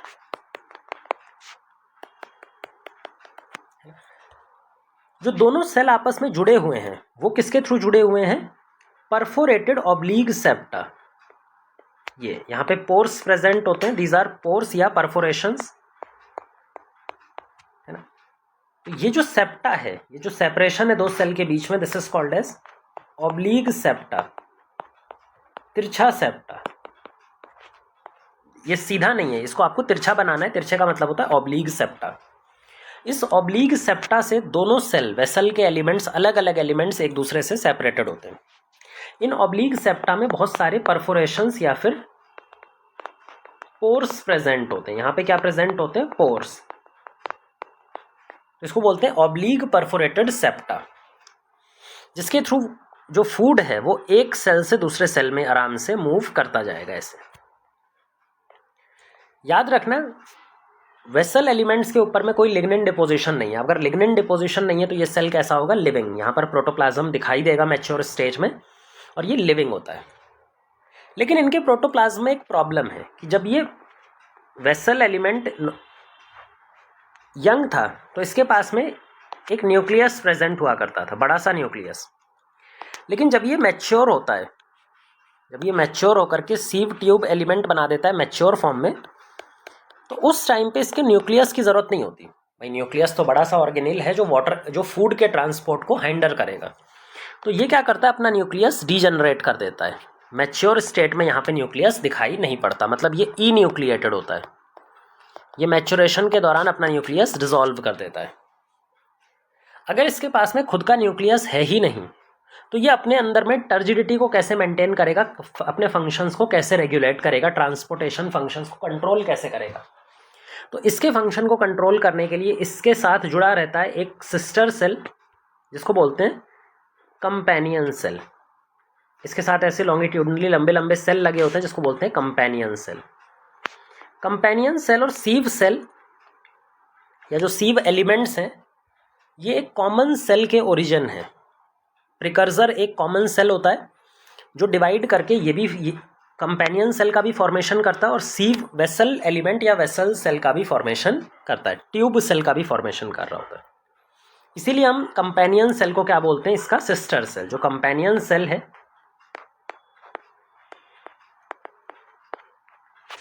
और जो ट्यूब सेल है, दीज आर सिस्टर सेल, क्योंकि इन दोनों के जो प्रिकर्सर सेल था वो सेम था। अच्छा, सिस्टर सेल का कंपेनियन सेल का काम क्या है? कंपेनियन सेल के पास में बड़ा सा इलोंगेटेड न्यूक्लियस प्रेजेंट होता है, और ये अपने न्यूक्लियस के थ्रू सीव एलिमेंट्स या फिर वेसल एलिमेंट्स के अंदर में टर्जिडिटी को मेंटेन करते हैं। जब हम वेसल के थ्रू ट्रांसपोर्ट पढ़ेंगे तो वहाँ पे टर्जिडिटी का बहुत रोल होता है। मूवमेंट करवाने में टर्जिडिटी या फिर प्रेशर डिफरेंस का काफ़ी इंपॉर्टेंट रोल होता है, और ये जो प्रेशर डिफरेंस क्रिएट करता है that is done by companion cell. Companion cell और सीव सेल आपस में लेटरल वॉल के थ्रू पिट्स होती हैं, कुछ कॉमन पिट्स, जिसके थ्रू ये दोनों डायरेक्टली जुड़े रहते हैं। ठीक है, तो ये हो गए दोनों सेल जो लिविंग फॉर्म में हैं। फिर तीसरा आता है phloem parenchyma. Phloem parenchyma living cell है जिसका काम होता है फूड का स्टोरेज करवाना और रेडियल कंडक्शन करवाना। रेडियल कंडक्शन करवाना और फूड का स्टोरेज करना। कई सारे मटेरियल्स को ये स्टोर करके रखता है अपने अंदर में, हाइड करके रखता है। तो ये तीनों लिविंग एलिमेंट्स जो हैं, चाहे हम वेसल एलिमेंट की बात करें, कंपेनियन सेल की बात करें या फ्लोएम पैरेन्काइमा की, ये तीनों लिविंग होते हैं। फ्लोएम पैरेन्काइमा की खास बात होती है कि फ्लोएम पैरेन्काइमा मोनोकॉट्स के अंदर में नहीं मिलता। अगर हम मोनोकॉट स्टेम की बात करें या मोनोकॉट्स की बात करें तो मोनोकॉट्स के अंदर में जनरली फ्लोएम पैरेन्काइमा एब्सेंट होता है ना। लास्ट एलिमेंट है डेड एलिमेंट, जिसको बोलते हैं फ्लोएम फाइबर्स। फ्लोएम फाइबर्स इस तरह के लंबे लंबे डेड फाइबर्स होते हैं जो सीव ट्यूब के आसपास ऐसे इकट्ठा हो जाते हैं ताकि उसको एक्स्ट्रा सपोर्ट मिल सके ड्यूरिंग फूड ट्रांसपोर्टेशन, और ये डेड होता है। ये इकलौता ऐसा मेंबर है फ्लोएम का विच इज डेड। तो ये चारों एलिमेंट्स हो गए फ्लोएम के। अच्छा, फ्लोएम का जो वेसल है दैट इज मल्टी सेल्यूलर, और यहाँ पे सारे के सारे सेल जो हैं वो एक दूसरे से जुड़े हुए हैं। अगर सारे के सारे सेल एक दूसरे से जुड़े हुए हैं दैट इज कॉल्ड एज सिंसाइट। ये एक सिंसाइट का फॉर्मेशन कर देता है, जैसे जाइलम भी सिंसाइट का फॉर्मेशन कर रहा था, लेकिन जाइलम जो था वो डेड सिंसाइट था। जबकि अगर हम बात करें वेसल की तो वो लिविंग सिंसाइट है। ये लिविंग कंडीशन में एक सिंसाइट का फॉर्मेशन कर रहा होता है। वापिस अपने क्वेश्चन पे आते हैं। फ्लोएम पैरेन्काइमा ऑफ मेज स्टेम। हमने बताया, जैसे हमने फ्लोएम के चारों एलिमेंट्स जब डिस्कस किए तो हमने वहाँ पे बहुत अच्छे से क्लियर किया कि फ्लोएम पैरेन्काइमा मोनोकॉट्स के अंदर में एब्सेंट होता है। तो जब मोनोकॉट्स में फ्लोएम पैरेन्काइमा होगा ही नहीं तो इसके होने का चांस ही खत्म हो जाता है ना। Endodermis of monocot leaf. Endodermis जो होते हैं वो मोनोकॉट लीफ में बनता ही नहीं है। मोनोकॉट लीफ की जब आप अनाटमी देखोगे तो मोनोकॉट की लीफ में अलग से कॉर्टेक्स, अलग से एंडोडर्मिस, अलग से पेरीसाइकल की लेयर नहीं बनती हैं। वहाँ पे सिंपल एक पैरेन्काइमेटस लिविंग सेल होते हैं जो पूरे लीफ में डिस्ट्रीब्यूटेड रहते हैं। तो वहाँ पे ऐसे लेयर वाइज अरेंजमेंट बनता ही नहीं है। जब लेयर वाइज अरेंजमेंट बनेगा ही नहीं तो एंडोडर्मिस, पेरीसाइकल बनने का सवाल ही नहीं आता। तो मेज के मोनोकॉट लीफ में एंडोडर्मिस बनता नहीं है, और जब एंडोडर्मिस बनेगा नहीं तो उसके लिविंग और नॉन लिविंग होने का सवाल ही नहीं उठता। तो कितने लिविंग बचते हैं यहाँ पर? एक लिविंग हमारे पास में ये होता है, एक लिविंग हमारे पास में ये होता है, एक लिविंग हमारे पास में ये होता है। तो 3 लिविंग हमारे पास में दिखाई पड़ते हैं। नेक्स्ट क्वेश्चन पे चलते हैं, क्वेश्चन नंबर 4 पे। ये कौन सा क्वेश्चन था? शायद कुछ मिस्टेक हुआ, एक बार हम देख लेते हैं। क्वेश्चन नंबर 3 है, तो नेक्स्ट क्वेश्चन हमारा क्वेश्चन नंबर 4 होगा। ओके, तो ये जो क्वेश्चन है अब ये हमारे पास में आएगा question number 4। All the tissues of steel. Steel क्या होता है बताते हैं अभी, बस आप याद रख लो, स्टील एक टर्मिनोलॉजी है। इसने पूछा है कि भाई जितने भी टिश्यूज स्टील में पाए जाते हैं, किसकी स्टील में? डाइकॉट रूट की स्टील में। जो डाइकॉट रूट है, जब हमने उसका ट्रांसवर्स सेक्शन काटा तो उसका स्टील दिखाई पड़ा। उस स्टील के अंदर में how many plant tissue system, जो सारे के सारे टिश्यू मिलते हैं, जो सारे के सारे सेल मिलते हैं, वो कितने प्लांट टिश्यू सिस्टम को रिप्रेजेंट कर रहे होते हैं। आपको मालूम होगा प्लांट्स के अंदर में 3 टिश्यू सिस्टम होते हैं, epidermal tissue system, ground tissue system और वस्कुलर टिश्यू सिस्टम। इन तीनों में से आपसे पूछा जा रहा है कि इन तीनों में से कितने टिश्यू सिस्टम डाइकॉट रूट की जब हम स्टील का ट्रांसवर्स सेक्शन देखते हैं तो वहाँ पर दिखाई पड़ता है। ठीक है, ऑप्शंस है हमारे पास में 1, 2, 3, 4, सेम ऑप्शंस दे रखे हैं, है ना। इसके लिए हमें पहले ये बहुत क्लियर होना चाहिए कि स्टील का मतलब क्या होता है। स्टील जो होता है वो सारा का सारा प्लांट टिश्यू होता है अंडर एंडोडर्मिस। तो स्टील हम कैसे डिफाइन करते हैं? Under endodermis.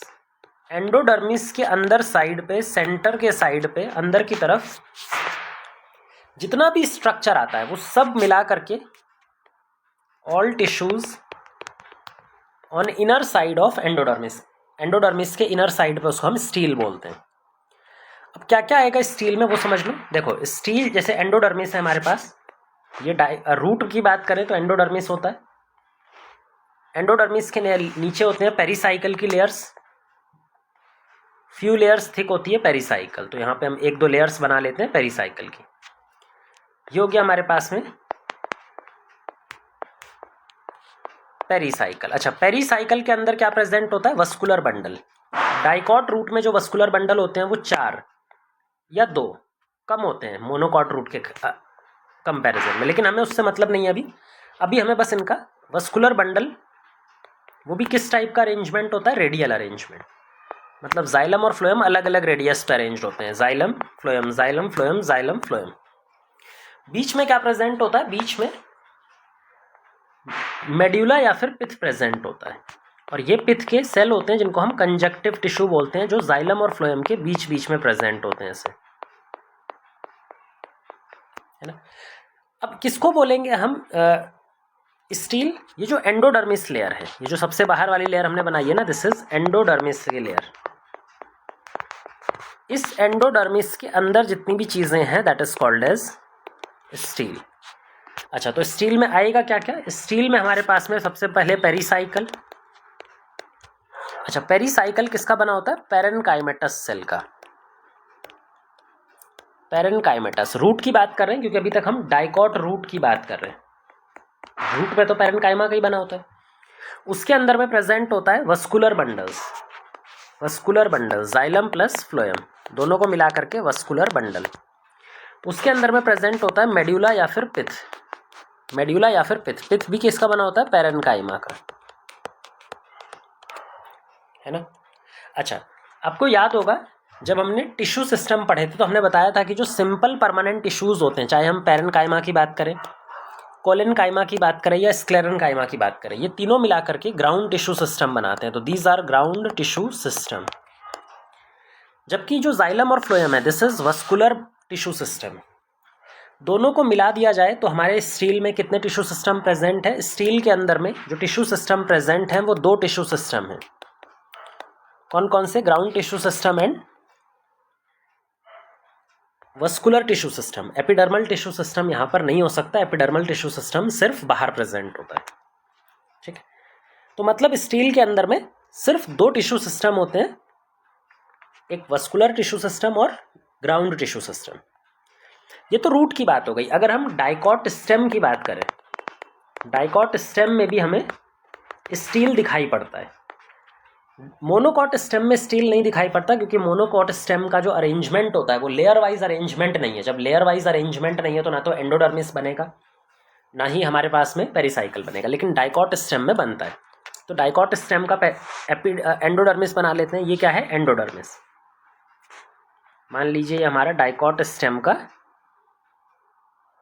एंडोडर्मिस है। डाइकॉट स्टेम में जो एंडोडर्मिस होते हैं इसमें स्टार्च के ग्रेन्यूल्स प्रेजेंट होते हैं, इसी वजह से इनको हम स्टार्च शीथ बोलते हैं।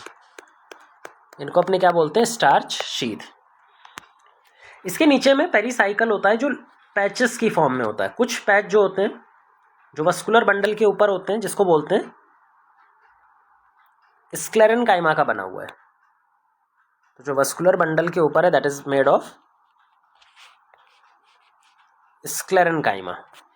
और बाकी जो होता है यहाँ पे वो भी प्रेजेंट होता है, लेकिन वो पैरेन्काइमा का बना होता है। तो दोनों चीज़ों का बना होता है, लेकिन हम मेजर इसको स्क्लेरेनकाइमा का ही बताते हैं।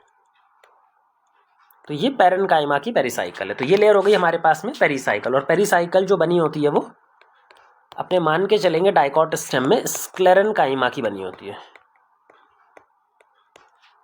फिर यहाँ पे वस्कुलर बंडल प्रेजेंट होते हैं, रिंग अरेंजमेंट की फॉर्म में वस्कुलर बंडल प्रेजेंट होते हैं, जिनका कंजॉइंट ओपन अरेंजमेंट होता है। कंजॉइंट का मतलब है जाइलम अंदर फ्लोएम बाहर, जाइलम अंदर फ्लोएम बाहर, जाइलम अंदर फ्लोएम बाहर, और दोनों के बीच में वस्कुलर टिश्यू भी प्रेजेंट होता है, प्राइमरी वस्कुलर टिश्यू। दोनों के बीच में प्राइमरी वस्कुलर टिश्यू। ये सबसे सेंटर में पिथ प्रेजेंट है, मेड्यूला प्रेजेंट है, और मेड्यूलरी रेज यहाँ से जो निकल रही हैं दीज आर मेड्यूलरी रेज। तो यहाँ पर भी आप देख सकते हो कि भाई जो पेरिसाइकल है वो स्क्लेरेनकाइमा का बना है, ये भी ग्राउंड टिश्यू सिस्टम है। मेड्यूला पेरेन्काइमा का बना है, ये भी ग्राउंड टिश्यू सिस्टम है। वस्कुलर बंडल जो है वो वस्कुलर टिश्यू सिस्टम है। तो यहाँ पर भी डाइकॉट स्टेम वाले रीजन में भी 2 ही टिश्यू सिस्टम बने हैं, vascular tissue system and ground tissue system. तो ये अब हम नेक्स्ट क्वेश्चन पे चलते हैं, 5th क्वेश्चन पे। ये भी हमने यहाँ पे गलत लिख दिया, ये 5th क्वेश्चन है। Which of the given structure help prevent the water loss from plant body? हमें कुछ स्ट्रक्चर दिए गए हैं, प्लांट की एनाटॉमी से रिलेटेड बहुत सारे स्ट्रक्चर्स दिए गए हैं। हमने इसमें से ये बताना है कि किनका जो फंक्शन है वो वाटर लॉस को प्रिवेंट करना है। तो prevent the loss of water from the plant body. Plant की बॉडी से पानी कम रिलीज हो, कम लॉस हो, उसको प्रिवेंट करने के लिए कौन कौन सा स्ट्रक्चर काम करता है? पहला है रूट हेयर। देखो रूट हेयर जो है ना वो रूट की एपिडर्मिस के यूनिसेल्युलर एक्सटेंशंस होते हैं। उनका काम होता है पानी को एब्जॉर्ब करना। ये पानी के लॉस को नहीं प्रिवेंट करते, ये तो उल्टा पानी को एब्जॉर्ब कर रहे होते हैं। तो ये तो गलत है। दूसरा है क्यूटिकल ऑफ रूट। रूट के ऊपर कभी भी क्यूटिकल की लेयर प्रेजेंट नहीं होती। चाहे हम रूट एपिडर्मिस की बात करेंगे तो अगर रूट की एपिडर्मिस पे क्यूटिकल की लेयर प्रेजेंट होगी, वैक्स की लेयर प्रेजेंट होगी, तो ईजिली वाटर रूट में एंटर नहीं कर पाएगा। इसीलिए कभी भी रूट की एपिडर्मिस पे क्यूटिकल की लेयर प्रेजेंट नहीं होती। क्योंकि रूट की एपिडर्मिस पे क्यूटिकल की लेयर नहीं प्रेजेंट होती, इसीलिए हम रूट की एपिडर्मिस को एपीब्लेमा भी बुलाते हैं, एपीब्लेमा, क्योंकि यहाँ पे क्यूटिकल एब्सेंट होता है। वहीं पे अगर हम शूट की एपिडर्मिस की बात करें तो वहाँ पे एक मोटी सी क्यूटिकल प्रेजेंट होती है। लीफ के ऊपर, पत्तों के ऊपर भी क्यूटिकल लेयर प्रेजेंट होती है, लेकिन रूट में क्यूटिकल लेयर होती ही नहीं है। तो फिर इसका फंक्शन का तो कोई मतलब ही नहीं रह गया। क्यूटिकल ऑफ प्लांट लीफ, जैसे हमने बताया था कि भाई रूट के ऊपर कोई क्यूटिकल नहीं होती, लेकिन जब हम लीफ देखते हैं, लीफ का एपिडर्मिस सेल देखते हैं। अगर हम इसको ट्रांसवर्स सेक्शन में काट के इसका एपिडर्मिस सेल देखें, ये ऊपर वाली सरफेस है जिसको अडेक्सियल सरफेस बोलेंगे, और नीचे वाली सरफेस लीफ की जिसको अबेक्सियल सरफेस बोलेंगे, है ना। दो तरह की सरफेस होंगी, एक ऊपर एक नीचे वाली, जब हमने इसका ट्रांसवर्स सेक्शन काटा। यहाँ पर भी एक क्यूटिकल प्रेजेंट होता है वैक्सी लेयर, और यहाँ पे भी एक क्यूटिकल प्रेजेंट होता है वैक्सी लेयर। इस वैक्सी लेयर का काम है पानी के लॉस को प्रिवेंट करना, वाटर के लॉस को डायरेक्टली, लीफ से जो वाटर लॉस होता है इसको कम करना है। तो लीफ क्यूटिकल पे हमेशा, लीफ के ऊपर हमेशा उसके एपिडर्मिस पे क्यूटिकल लेयर प्रेजेंट होती है, तो यहाँ पे क्यूटिकल मिलेगा। और क्यूटिकल का काम क्या है? वाटर लॉस को प्रिवेंट करना। तो पहला हमारे पास में ये सही है। दूसरा है हमारे पास में ट्राइकोम्स, जिसको हम शूट हेयर भी बोलते हैं, ट्राइकोम और द शूट हेयर। अच्छा, ट्राइकोम या शूट हेयर हैं क्या? ट्राइकोम्स जो होते हैं, these are multi cellular extensions on, multi cellular hair like structure on plant stem and leaf. Plant का जो शूट वाला पार्ट होता है, मान लो ये हमारे पास में प्लांट का स्टेम है, शूट है, ये उसका एपिडर्मिस है ना। ये क्या है? स्टेम का एपिडर्मिस। इस एपिडर्मिस के ऊपर में क्या प्रेजेंट होता है? Shoot hair, multi cellular shoot hair, इस तरह के, जो कि बहुत सारे सेल के मिलकर के बनते हैं। ये यूनिसेल्यूलर नहीं होते रूट हेयर की तरह, ये मल्टी सेल्यूलर होते हैं। अच्छा, रूट के जो स्टेम होता है, हमेशा उसके ऊपर एक क्यूटिकल की लेयर प्रेजेंट होती है। स्टेम के ऊपर, चाहे हम ट्राइकोम्स की बात करें या एपिडर्मिस की बात करें, इनके ऊपर एक वैक्सी लेयर प्रेजेंट होती है जिसको हम क्यूटिकल लेयर बुलाते हैं। और इस क्यूटिकल लेयर, ये हमने यहाँ पे लिख दिया, ठीक, ये कट गया था गलती से, तो ये क्यूटिकल है। अच्छा देखो, ये जो ट्राइकोम्स है, इनका मेन काम क्या होता है? ट्राइकोम्स का मेन काम होता है कि वाटर लॉस को प्रिवेंट करना। जब भी एयर मूव करती है तो एयर का डायरेक्ट कांटेक्ट एपिडर्मिस से नहीं बनता, जिससे क्या होता है? मॉइस्चर रिच एयर यहाँ पे पड़ी रहती है, और उसकी वजह से एयर लॉस प्रिवेंट हो जाता है, वाटर लॉस प्रिवेंट हो जाता है। दूसरी चीज़ होती है कि जो क्यूटिकल है वो ट्राइकोम्स पे भी प्रेजेंट है, तो जितने ज़्यादा ट्राइकोम्स होंगे उतनी शाइनी सरफेस हो जाती है। लीव जो स्टेम होता है ना, उसकी सरफेस क्या हो जाती है? शाइनी, जिसकी वजह से ट्राइकोम्स सनलाइट को रिफ्लेक्ट कर देते हैं। शाइनी सरफेस की वजह से सनलाइट को रिफ्लेक्ट करने लगते हैं, और रिफ्लेक्ट करने की वजह से प्लांट की लीफ कम हीट होगी, उसका टेम्परेचर कम बढ़ेगा, तो वाटर लॉस भी प्रिवेंट करते हैं। क्यूटिकल हमें, जो ट्राइकोम्स हैं, ये हमें कहाँ पर दिखाई पड़ते हैं? शूट पे। ये यंग स्टेम में भी दिखाई पड़ते हैं, यंग स्टेम में भी दिखाई पड़ते हैं, और साथ में लीफ में भी दिखाई पड़ते हैं। तो स्टेम के दोनों कंपोनेंट्स में दिखाई पड़ते हैं। लास्ट है, तो मतलब ये तो ठीक है, ये वाटर लॉस को प्रिवेंट करता है। लास्ट है बुलीफॉर्म सेल। अच्छा, बुलीफॉर्म सेल्स क्या होते हैं, पहले तो ये समझेंगे। किन प्लांट स्ट्रक्चर में पाए जाते हैं ये पता होना चाहिए, उसके बाद हम कर लेंगे। जब भी हम मोनोकॉट स्टेम की बात करते हैं, इसको हरे कलर से बनाते हैं, मोनोकॉट स्टेम, जो कि इस तरह की सीधी स्टेम होती है, this is monocot leaf, sorry. जब हम मोनोकॉट की लीफ की बात करते हैं, तो जब हम मोनोकॉट की लीफ की बात करते हैं, तो इसकी लीफ की upper cell, adaxial cell, adaxial surface, यहाँ पे जो अपर सरफेस होती है ना, अपर का सरफेस का मतलब होता है अडेक्सियल सरफेस।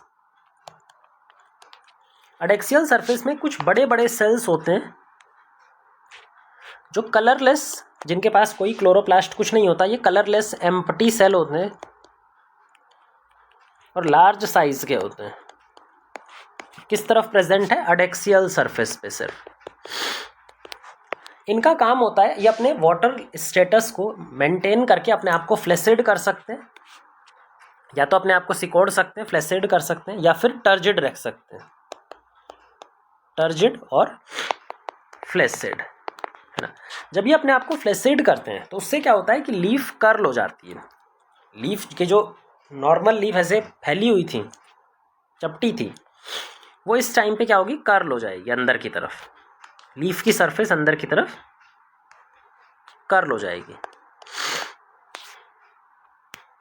ऐसी, ये ऊपर वाली सरफेस है, नीचे वाली सरफेस है, इस तरह से कर्व हो जाएगी, ऐसे ऐसे ऐसे। जब ये टर्जिड रहेगा तो उस कंडीशन में क्या होगा, लीफ का पत्ता फैला हुआ रहेगा, ऐसे पूरी तरह से स्वेल रहेगा। तो लीफ पूरी तरह से फैली हुई रहती है, इस तरह से स्प्रेड रहती है लीफ, यहाँ पे अच्छी तरीके से स्प्रेड रहती है। इससे होता क्या है, जब भी मान लो सनलाइट से ज़्यादा वाटर लॉस हो रहा था, मान लो अगर ये लीफ ऐसे स्प्रेड रहेगी तो इस पर सनलाइट ज़्यादा पड़ेगी, ज़्यादा लॉस होगा। लेकिन अगर ये ऐसे कर्ल रहेगी तो इस पर सनलाइट कम पड़ेगी, तो जिसकी वजह से वाटर लॉस को ये भी प्रिवेंट करता है। तो बुलिफॉर्म सेल भी वाटर लॉस को प्रिवेंट कर रहा होता है। तो कितने स्ट्रक्चर है जो वाटर लॉस को प्रिवेंट कर रहे होते हैं, दिस इज 1, 2 एंड 3। तो 3 ऐसे स्ट्रक्चर है जो वाटर लॉस को प्रिवेंट कर रहे होते हैं। 6th क्वेश्चन पे चलते हैं अब, नेक्स्ट क्वेश्चन पे। ये हमने 7th लिखा हुआ, this is actually 6th question, ठीक है। तो यहाँ पे 6th क्वेश्चन लिख देते हैं।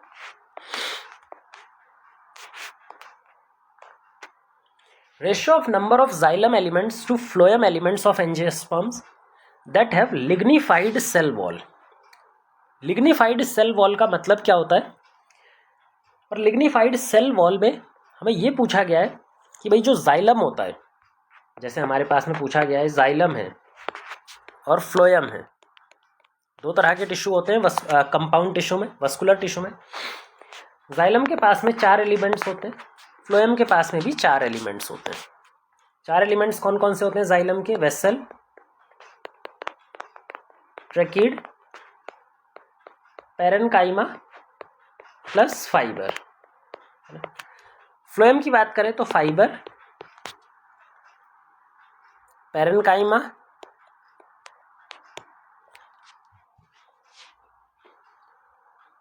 कंपेनियन सेल, ये हमने पूरा बनाकर दिखाया ही था तो बहुत जल्दी जल्दी करेंगे, वेसल, एलिमेंट्स। अच्छा, जो जाइलम होता है यहाँ पे 3 डेड होते हैं और 1 लिविंग होता है। फ्लोएम में बिल्कुल उल्टा हो जाता है, 1 डेड होता है और 3 लिविंग होते हैं, बिल्कुल उल्टा। कौन कौन से लिविंग कौन कौन से डेड होते हैं वो भी समझ लो। वेसल डेड होता है, ट्रेकीड डेड होता है, फाइबर डेड होता है। सिर्फ इकलौता लिविंग मेंबर जो होता है वो पैरेन्काइमा, सिर्फ यही लिविंग होता है। अच्छा, फ्लोएम की बात करें तो फाइबर जो है दैट इज डेड, बाकी सारे लिविंग होते हैं, ये भी लिविंग, ये भी लिविंग और ये भी लिविंग।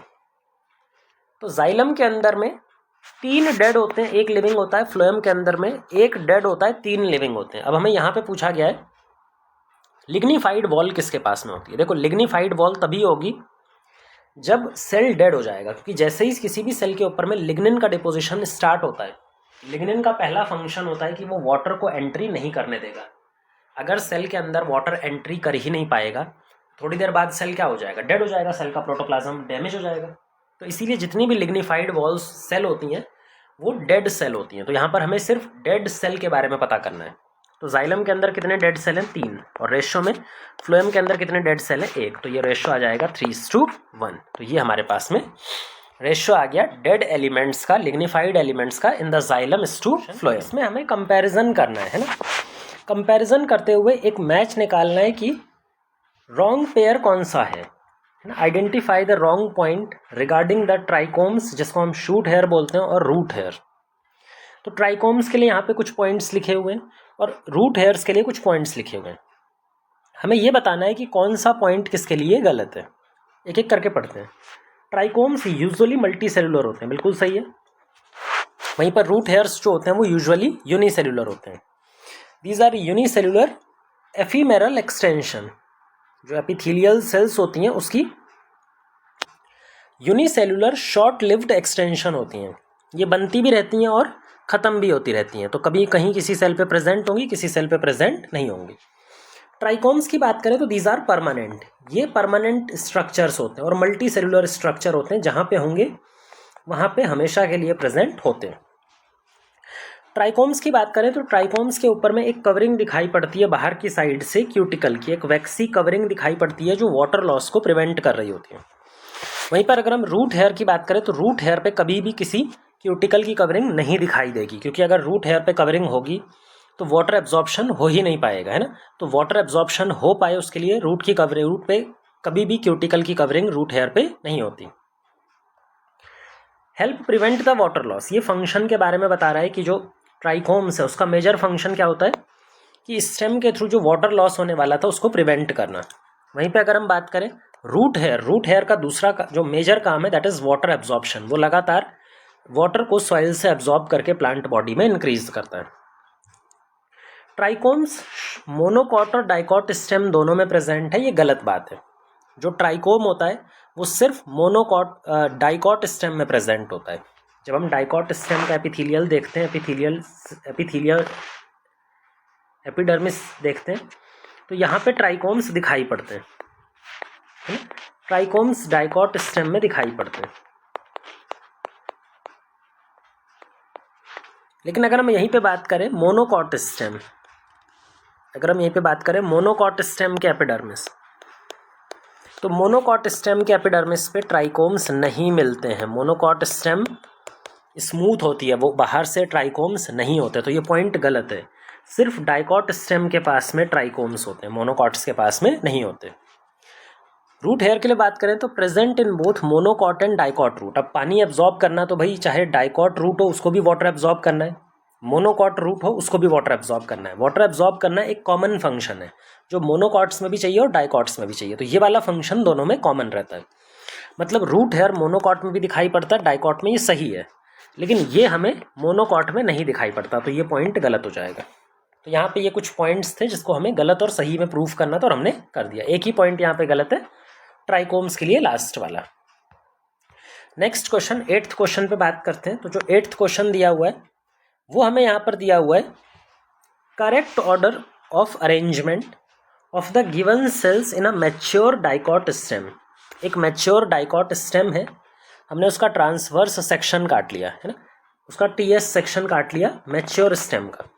अब हमें यहाँ पे जो अरेंजमेंट है सेल का या फिर किसी कंपोनेंट का वो समझाना है। कहाँ से? From periphery to core. Periphery का मतलब होता है बाहर की तरफ लोकेटेड जो रहता है, यहाँ से अंदर की तरफ, जो कोर मतलब सेंटर की तरफ। तो बाहर से अंदर की तरफ किस तरह के स्ट्रक्चर, कौन कौन से सेल का अरेंजमेंट एक के बाद एक हो रहा है वो हमें यहाँ पे समझाना है। इसमें कुछ सेल दिए हुए हैं, जैसे पहला phellogen, phelloderm, primary cortex, metaxylem, vascular cambium, secondary phloem and secondary xylem. तो ऑर्डर में बताना है, सबसे बाहर, फिर उसके अंदर, उसके अंदर, उसके अंदर, और सबसे अंदर इस डाइकॉट स्टेम के ट्रांसवर्स सेक्शन में क्या होगा ये हमें समझना है। देखो, इसके लिए आपको एक चीज़ पता होनी चाहिए कि वैसे तो सेकेंडरी ग्रोथ और जो वस्कुलर कैम्बियम, कॉर्क कैम्बियम का एक्शन है वो एनसीईआरटी से हटा दिया गया है, नीट के सिलेबस से हटा दिया गया है, पर हमें थोड़ा बहुत उसके बारे में आइडिया ज़रूर होना चाहिए, है ना, क्योंकि सेकेंडरी ग्रोथ एक कैरेक्टरिस्टिक डिफाइनिंग फीचर है मोनोकॉट और डाइकॉट्स प्लांट्स में।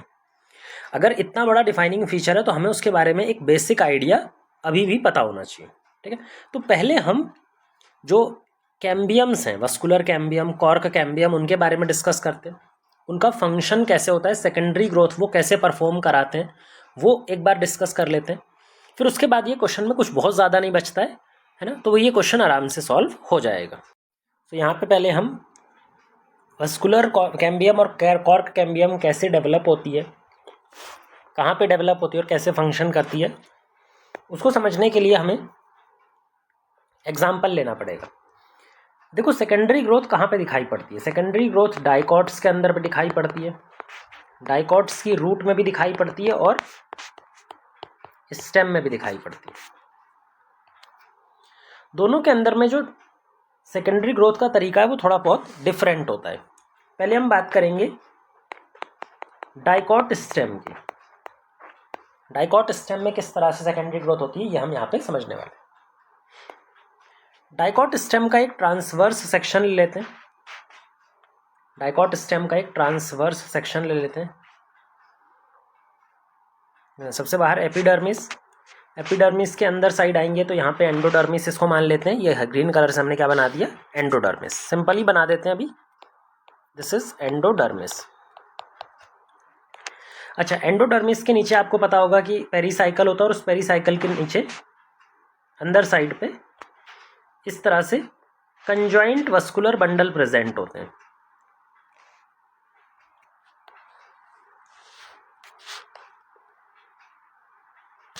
अब ये कंजॉइंट वस्कुलर बंडल का मतलब होता है ये पेरिसाइकल, इसके ऊपर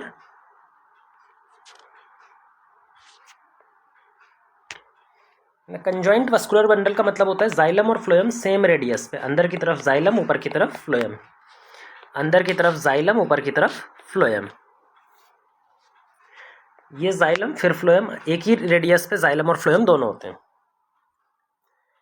ये ओपन सिस्टम होता है, मतलब जाइलम और फ्लोएम के बीच में एक वस्कुलर कैम्बियम होता है जिसको बोलते हैं primary cambium, intrafascicular vascular cambium, intrafascicular vascular cambium. क्योंकि जाइलम और फ्लोएम के बीच में एक प्राइमरी कैम्बियम प्रेजेंट है जो प्राइमरी ग्रोथ के दौरान बना था, जिसको हम क्या बोल रहे हैं, इंट्रा फेसिक्युलर वस्कुलर कैम्बियम, और ये प्राइमरी कैम्बियम होता है। जब सेकेंडरी ग्रोथ होने वाली होती है तो आपको मालूम होगा कि भाई यहाँ पे मेड्यूला होते हैं और यहाँ पे मेड्यूलरी रेज, जो सेल यहाँ से निकल रहे होते हैं मेड्यूला के, this is called as medullary rays. यही मेड्यूलरी रेज आगे चल करके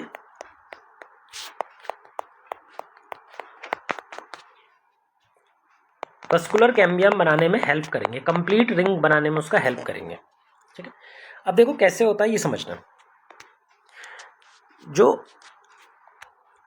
मेडुलरी रेज के आसपास के सेल होते हैं वो डी डिफरेंशिएट हो जाते हैं। डी डिफरेंशिएट यानी कि जो परमानेंट पैरेनकाइमेटस सेल हैं वो अपना डिफरेंशिएशन लूज करके वापस से मेरिस्टेमेटिक सेल में कन्वर्ट हो जाते हैं। वैसे तो पैरेनकाइमा एक परमानेंट सेल है, लेकिन ये अपना परमानेंट डिफरेंशिएशन लूज कर देता है, और डिफरेंशिएशन लूज करने को अपने बोलते हैं डी डिफरेंशिएशन। तो जितने भी सेल हैं वो डी डिफरेंशिएट हो जाते हैं, और डी डिफरेंशिएट होकर के क्या बना देते हैं, इंटरफेसिकुलर कैम्बियम। तो यहाँ पे जो कैम्बियम है this is interfascicular vascular cambium, और ये कैसे बना है, after D differentiation, D differentiation of parenchyma. Parenchyma जो मेड्यूलरी रेज के सेल्स थे वो डी डिफरेंशिएट होकर के ये बना देते हैं। तो इस तरह से पूरी रिंग कंप्लीट हो जाती है। इंट्राफेसिकुलर जो जाइलम और फ्लोएम के बीच में पहले से प्राइमरी ओरिजिन का था, और इंटरफेसिकुलर जो दो वस्कुलर बंडल के बीच बीच में बनता है और जो सेकेंडरी ओरिजिन का। इस तरह से पूरी वस्कुलर कैम्बियम रिंग कंप्लीट हो जाती है। तो इस कंप्लीट रिंग को अपने बोलते हैं complete vascular cambium, complete vascular cambium, है ना। ये पूरा कंप्लीट रिंग होती है ना, इसका पूरा एक रिंग के फॉर्म में इस तरह से होता है।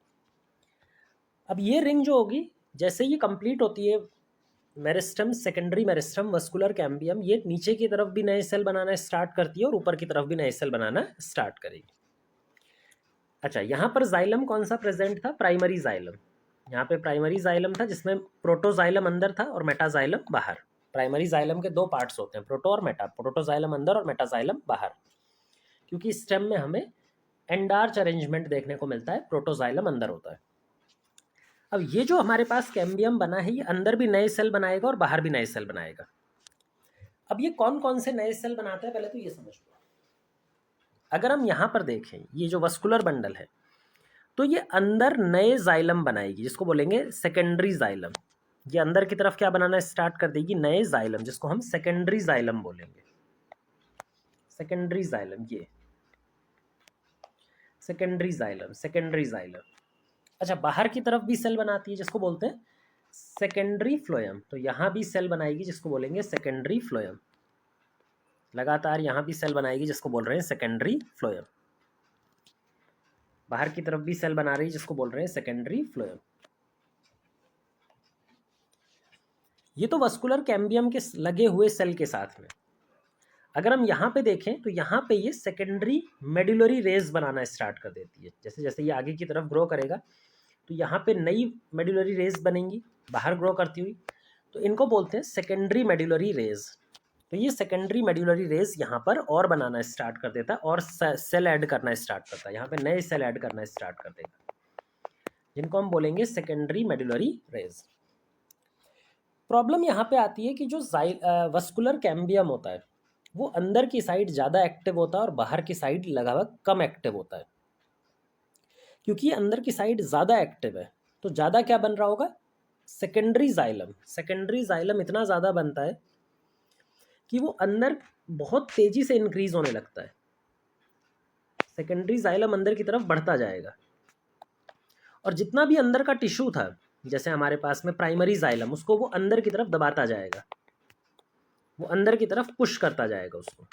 जो भी सेकेंडरी प्राइमरी जाइलम था जो अंदर प्रेजेंट था वो उसको अंदर की तरफ पुश करता जाएगा। उसके साथ ही वो बाहर भी पुश करेगा। भाई जब अंदर जगह खत्म हो जाएगी तो सेकेंडरी जाइलम इतनी तेजी से बन रहा है कि वो बाहर की तरफ भी पुश करने लगेगा, जिसकी वजह से वो फ्लोएम को भी डिस्ट्रॉय करने लग जाएगा। जो भी फ्लोएम यहाँ पे प्रेजेंट था प्राइमरी फ्लोएम, वो पूरा डिस्ट्रॉय हो जाएगा। सिर्फ थोड़ा सा सेकेंडरी फ्लोएम बचा हुआ रहता है ना। अगर हम इसको टोटल कंप्लीट बनाएं आफ्टर एक्टिविटी तो ये है हमारे पास में वस्कुलर कैम्बियम। ये क्या है, वस्कुलर कैम्बियम।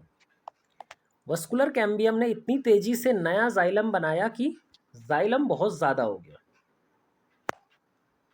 जाइलम का जो अमाउंट है वो बहुत ज़्यादा हो चुका है यहाँ पे, है ना। वो भी कौन सा जाइलम, सेकेंडरी जाइलम। जो सेकेंडरी जाइलम है वो भर भर के प्रेजेंट है। Secondary xylem, secondary xylem. अच्छा, ये अंदर की साइड क्या है, प्राइमरी जाइलम। थोड़ा बहुत प्राइमरी जाइलम कोर रीजन में, सेंटर रीजन में बच जाता है। जो मेड्यूला था वो भी बहुत छोटा हो जाता है क्योंकि बाहर से प्रेशर आ रहा था अंदर की तरफ, तो उससे बहुत छोटा हो जाता है। क्या ये बाहर की तरफ भी कुछ बनाता है, हाँ, सेकेंडरी फ्लोएम बनाता है। यहाँ पे ये यहाँ पे सेकेंडरी फ्लोएम बचता है। भाई प्राइमरी फ्लोएम कहाँ गया, प्राइमरी फ्लोएम तो पूरा खत्म हो गया। भाई प्राइमरी फ्लोएम यहाँ पे होना चाहिए था, लेकिन वो सेकेंडरी जाइलम इतना ज़्यादा बन रहा है कि वो बाहर इतना प्रेशर लगा देता है कि प्राइमरी फ्लोएम तो पूरी तरह से डिस्ट्रॉय हो जाता है। सिर्फ थोड़ा बहुत सेकेंडरी फ्लोएम बचता है जो लगातार नया बनता जा रहा है, क्योंकि सेकेंडरी जाइलम उसको क्रश करती जा रही है, लेकिन जो वस्कुलर कैम्बियम है वो उसको नया बनाता जा रहा है। तो थोड़ा बहुत सेकेंडरी फ्लोएम हमको यहाँ पे दिखाई देगा। सेकेंडरी फ्लोएम, ये भी सेकेंडरी फ्लोएम। अच्छा, इसके ऊपर कौन से सेल थे, इसके ऊपर एंडोडर्मिस। अब एंडोडर्मिस के ऊपर इतना प्रेशर आने लगता है कि एंडोडर्मिस रप्चर होने लगती है, या फिर एंडोडर्मिस पे बहुत ज़्यादा प्रेशर आने लगता है, उसका शेप बिगड़ने लगा। इसी तरह से जो ऊपर वाले सेल थे एपिडर्मिस, उसका भी शेप चेंज होने लगा, उस पर भी बहुत ज़्यादा प्रेशर आ रहा है ऊपर की तरफ, बाहर की तरफ। तो बाहर बहुत ज़्यादा प्रेशर लग रहा है जिसकी वजह से एंडोडर्मिस, कॉर्टेक्स और एपिडर्मिस का शेप चेंज होता जा रहा है। लगातार उसका शेप क्या हो रहा है, चेंज होता जा रहा है। और वस्कुलर कैम्बियम नया क्या बना रहा है, मेडुलरी रेज। यहाँ पर ये नए सेल बना रहा है जिसको हम मेडुलरी रेज बोलते हैं। ये जो यहाँ पे सेल बना रहा है दिस इज मेडुलरी रेज, जिसको सेकेंडरी मेडुलरी रेज बोलते हैं। यहाँ पे जो सेल बन रहे हैं this is secondary medullary rays, these are medullary rays. ये हो गया वस्कुलर कैम्बियम। अच्छा, वस्कुलर कैम्बियम की एक्टिविटी जैसे जैसे चलती जाएगी तो जो बाहर के सेल हैं वो तो डिस्ट्रॉय होना स्टार्ट हो जाएंगे। ये हमारे पास में एंडोडर्मिस है, ये डिस्ट्रॉय होना स्टार्ट हो जाएगी। जो कॉर्टेक्स है वो डिस्ट्रॉय होना स्टार्ट हो जाएगी। इससे तो प्रॉब्लम होगी। तो जब एक बार वस्कुलर कैम्बियम एक्टिविटी करना स्टार्ट कर देता है तो फिर एक और कैम्बियम की ज़रूरत होती है हमें, ताकि वो प्रोटेक्शन प्रोवाइड कर सके। वस्कुलर कैम्बियम की एक्टिविटी जो प्लांट को रप्चर करना चाह रही है उससे हमें इस पर प्रोटेक्ट करना है। प्रोटेक्ट कैसे करते हैं, प्रोटेक्ट करने के लिए जो यहाँ पे कॉर्टेक्स था, जो यहाँ पे कॉर्टेक्स वाला रीजन था एंडोडर्मिस के ऊपर, जो कॉर्टेक्स वाला रीजन था, इस कॉर्टेक्स वाले रीजन में एक नया कैम्बियम डेवलप हो जाता है जिसको हम बोलते हैं कॉर्क कैम्बियम। कॉर्क कैम्बियम जो होता है वो पूरी तरह से सेकेंडरी नेचर का होता है, और वो कॉर्टेक्स के कुछ सेल होते हैं जो डी डिफ्रेंशिएट हो जाते हैं, और कॉर्टेक्स के सेल डी डिफ्रेंशिएट होकर के एक मेरिस्टेमेटिक सेकेंड लेटरल मेरिस्टेम बना देते हैं, जिसको बोलते हैं कॉर्क कैम्बियम। जो कॉर्क कैम्बियम है this is a complete secondary meristem. इसका पूरी तरह से सेकेंडरी ओरिजिन है, प्राइमरी ओरिजिन का यहाँ पे नहीं होता। जैसे हमने वस्कुलर कैम्बियम में देखा था, आधा प्राइमरी ओरिजिन का था, आधा सेकेंडरी ओरिजिन का, लेकिन ये जो है कॉर्क कैम्बियम वो 100% सेकेंडरी ओरिजिन का है, ये प्राइमरी ओरिजिन का नहीं होता। अच्छा, अब कॉर्क कैम्बियम भी नए सेल डेवलप करना स्टार्ट करेगा, बिल्कुल सही बात है। तो कॉर्क कैम्बियम भी क्या डेवलप करना स्टार्ट कर देगा, नए सेल डेवलप करना स्टार्ट कर देगा। अच्छा, कॉर्क कैम्बियम जो होता है, हम यहाँ पे पहले इसको बना लेते हैं। कॉर्क कैम्बियम यहाँ पे जो पूरा सर्कल नहीं बनाएंगे, सिर्फ थोड़ा सा बना लेते हैं। कॉर्क कैम्बियम कुछ सेल लेयर्स थिक होता है, कॉम्पैक्टली अरेंज्ड, ऐसे पतले पतले सेल होते हैं, लंबे लंबे ऐसे। इसमें कुछ सेल्स होते हैं जिसको हम बोलते हैं मिला करके कॉर्क कैम्बियम, है ना। ये जो कॉर्क कैम्बियम है, इसका एक और नाम होता है फेलोजन। इसका एक और नाम होता है फेलोजन। अब ये कॉर्क कैम्बियम भी ऊपर की तरफ नए सेल डेवलप करना स्टार्ट करेगा, और नीचे की तरफ भी नए सेल डेवलप, ये पूरा सर्कल में हम इसको बना आधा रहे हैं, पूरा सर्कल में। ये जो कॉर्क कैम्बियम है, ये नीचे भी नए सेल बनाना स्टार्ट करेगा और ऊपर भी नए सेल बनाना स्टार्ट करेगा। मतलब वो नए सेल इस तरफ भी बनाएगा,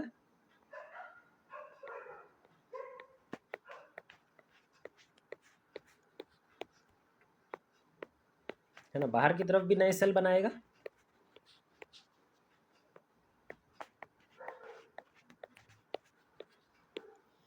और अंदर की तरफ भी नए सेल बनाएगा, और अंदर की तरफ भी नए सेल बनाएगा।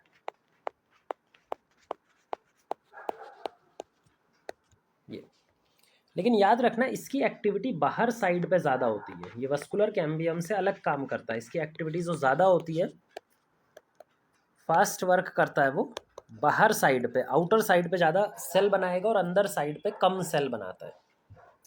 जो बाहर की तरफ ये सेल डिवाइड करता है और जो अंदर की तरफ ये सेल डिवाइड करता है, वो मैच्योर होकर डिफ्रेंशिएट होकर के अलग अलग स्ट्रक्चर का फॉर्मेशन करते हैं। जैसे जो बाहर वाले सेल हैं, इनके ऊपर में सुब्रीन वैक्स का डिपोजिशन होता है, इन सब के ऊपर में एक वैक्स डिपॉजिट हो जाती है जिसको बोलते हैं सुब्रीन वैक्स। इस तरह से इन सब के ऊपर वैक्स डिपॉजिट कर दो, जिसको बोलेंगे सुब्रीन वैक्स। अच्छा, सुब्रीन वैक्स का काम होता है इनको प्रोटेक्टिव लेयर बनाना, कि जैसे जैसे प्लांट के ऊपर प्रेशर पड़ रहा था तो एपिडर्मिस रप्चर हो रहा था, जिसकी वजह से कोई भी पैथोजन एंटर कर सकता था। जो सुब्रीन डिपोजिशन होता है ना, इसकी वजह से एक कंप्लीट लॉक बन जाता है, कंप्लीट सील बन जाती है, जिससे कोई बाहर का पैथोजन एंटर नहीं कर पाएगा। ये जो बाहर वाले सेल हैं, इनके ऊपर प्रेजेंट है एपिडर्मिस। यहाँ पे एपिडर्मिस जो कि रप्चर हो चुकी है। अब जो एपिडर्मिस है, अब वो कंप्लीट फॉर्म में नहीं है, वो क्या हो चुकी है, रप्चर हो चुकी है जगह जगह से।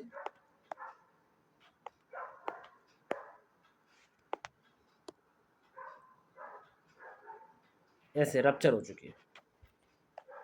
तो उसको प्रोटेक्शन देने के लिए ये आउटर साइड पे जो सेल हैं वो कैसे हैं, सुबेराइज्ड, इनके अंदर में सुबेरिन प्रेजेंट है। और ये सुबेरिन जो सेल हैं, इसकी वजह से ये डेड सेल होते हैं, और इन सेल को हम बुलाते हैं कॉर्क सेल। जो बॉटल कॉर्क वगैरह बनाते हैं वो इसी सेल के थ्रू बनाते हैं। डेड सेल होते हैं जिसको कॉर्क बोलते हैं, या फिर फेलम भी बोलते हैं। इसको हम मिला करके फेलम भी बोलते हैं या फिर कॉर्क बोलते हैं। अच्छा, जो अंदर ये सेल बनाता है, नए सेल अंदर की तरफ जो नए सेल बना रहा है, ये क्या बनते हैं, ये सेकेंडरी कॉर्टेक्स, ये लिविंग सेल होते हैं। ये सेकेंडरी कॉर्टेक्स पैरेनकाइमा के लिविंग सेल हैं, है ना। सेकेंडरी कॉर्टेक्स का एक और नाम होता है फेलोडर्म। फेलोडर्म, तो अंदर की side secondary cortex, living cell, phelloderm. खुद जो कॉर्क कैम्बियम है, दैट इज फेलोजन, उसके ऊपर में फेलम बन रहा है, कॉर्क बन रहा है, और एपिडर्मिस तो रप्चर हो चुका है, पहले ही डैमेज हो चुका था, है ना। अच्छा, इसके अंदर साइड पे अगर हम देखें तो वहाँ पे क्या डेवलप हो रहा है भाई, वहाँ पे लगातार क्या चीज़ें डेवलप हो रही हैं, वहाँ पे लगातार ये चीज़ें डेवलप हो रही हैं। अभी भी वस्कुलर कैम्बियम अपनी एक्टिविटी शो कर रहा है वहाँ पे। तो एक बार हम यहाँ पे इसका वस्कुलर कैम्बियम की एक्टिविटी भी बना देते हैं। वस्कुलर कैम्बियम लगातार यहाँ पे ग्रो कर रहा है, ये भी ऐसे कंप्लीट है। उसके ग्रो करने की वजह से सेकेंडरी जाइलम बनता ही जा रहा है लगातार। सेकेंडरी प्राइमरी जाइलम थोड़ा सा बचा है, ऊपर हल्का सा सेकेंडरी फ्लोएम दिखता है जो लगातार बनता जा रहा है। यहाँ से नए नए बनते जा रहे हैं और प्रेशर से पुराने वाले डैमेज होते जा रहे हैं। ये जो पुराने वाले ये डैमेज होते जा रहे हैं, लेकिन नए वाले यहाँ नीचे से बनते जा रहे हैं, है ना। तो और बीच में हमारे पास में मेड्यूला प्रेजेंट है जो बहुत ज़्यादा रिड्यूस हो चुका है। ये सबसे सेंटर में प्रेजेंट है मेड्यूला। तो ये पूरा कंडीशन हो जाती है आफ्टर दोनों कैम्बियम डेवलप होने के बाद में, फेलोजन यानी कि कॉर्क कैम्बियम और यहाँ पे वस्कुलर कैम्बियम। ये दो कैम्बियम है, एक कैम्बियम ये और एक कैम्बियम ये। तो यहाँ पे मुझे लगता है आपको सेकेंडरी ग्रोथ के बारे में कुछ बेसिक आइडिया डाइकॉट स्टेम में ज़रूर पता लग गया होगा। अब हम अपने क्वेश्चन पे चलते हैं। क्वेश्चन में हमें अरेंजमेंट करना है, कहाँ से, बाहर से अंदर की तरफ। इस पूरे में देखो सबसे बाहर क्या होगा, सबसे बाहर होगा हमारा secondary xylem, secondary phloem, phellogen, phelloderm. देखो फेलोजन, एपिडर्मिस तो दिया हुआ नहीं है, फेलम भी या कॉर्क भी आपको नहीं दिया हुआ, आपको डायरेक्ट क्या दिया हुआ है, फेलोजन। तो दिए हुए में से सबसे बाहर क्या है, फेलोजन, उसके बाहर कुछ भी नहीं है। अच्छा, उसके अंदर साइड पे क्या प्रेजेंट है, सेकेंडरी कॉर्टेक्स। अगर हम प्राइमरी फेलोजन की बात करें, कॉर्क कैम्बियम, तो कॉर्क कैम्बियम के जो नीचे सेल प्रेजेंट है दैट इज सेकेंडरी कॉर्टेक्स या फिर फेलोडर। तो सेकंड क्या हो जाएगा, फेलोडर। पहला ये, सेकंड ये। अच्छा, फिर से आते हैं यहाँ पे, सेकेंडरी कॉर्टेक्स के नीचे क्या प्रेजेंट होगा,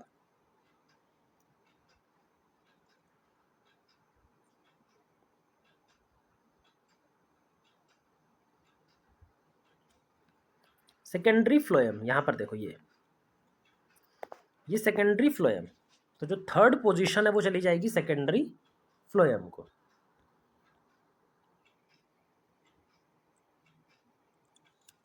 प्राइमरी कॉर्टेक्स दोनों साइड पे होगा, इसका हम बता नहीं सकते, वो तो रप्चर हो जाएगा, तो वो तो वैसे भी नहीं बता पाएंगे।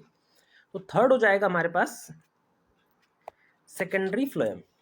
अच्छा, सेकेंडरी फ्लोएम के बाद क्या होगा, सेकेंडरी फ्लोएम के बाद में अंदर साइड पे वस्कुलर कैम्बियम। क्या इसके अंदर वस्कुलर कैम्बियम दिया हुआ है, हाँ, वस्कुलर कैम्बियम ये चौथा हो जाएगा। फिर आते हैं वस्कुलर कैम्बियम के अंदर सेकेंडरी जाइलम। वस्कुलर कैम्बियम के जस्ट अंदर क्या है, सेकेंडरी जाइलम, मतलब पांचवे पे सेकेंडरी जाइलम। और मेटाजाइलम, प्रोटोजाइलम प्राइमरी जाइलम का पार्ट होता है। प्राइमरी जाइलम देखो सबसे बीच में प्रेजेंट है, मेड्यूला तो दिया हुआ नहीं है, वो सबसे अंदर होता है, लेकिन अगर इन सब में देखें तो प्राइमरी जाइलम अंदर होता है और उसी का पार्ट होता है मेटाजाइलम। तो ये हमारा ऑर्डर हो जाएगा डाइकॉट स्टेम में, किस तरह से सेकेंडरी ग्रोथ अकर होती है, किस तरह से सेकेंडरी ग्रोथ पूरी चलती है। अच्छा, सेकेंडरी ग्रोथ रूट के अंदर कैसे चलती है, अगर हम डाइकॉट रूट की बात करें तो डाइकॉट रूट में भी सेकेंडरी ग्रोथ होती है। सेकेंडरी ग्रोथ के साथ में यहाँ वस्कुलर कैम्बियम भी बनता है और साथ में कॉर्क कैम्बियम, दोनों यहाँ पर भी डेवलप होते हैं। वस्कुलर कैम्बियम भी यहाँ पे डेवलप होता है और कॉर्क कैम्बियम भी यहाँ पे डेवलप होता है। लेकिन जो वस्कुलर कैम्बियम का डेवलप होने का तरीका है वो अलग होता है। यहाँ पर vascular cambium completely secondary origin की होती है और जो कॉर्क कैम्बियम था वो तो सेकेंडरी कंप्लीटली होता ही है। तो यहाँ पे दोनों चीज़ें कंप्लीट सेकेंडरी ओरिजिन की होंगी। कैसे होंगी वो समझ लो। देखो,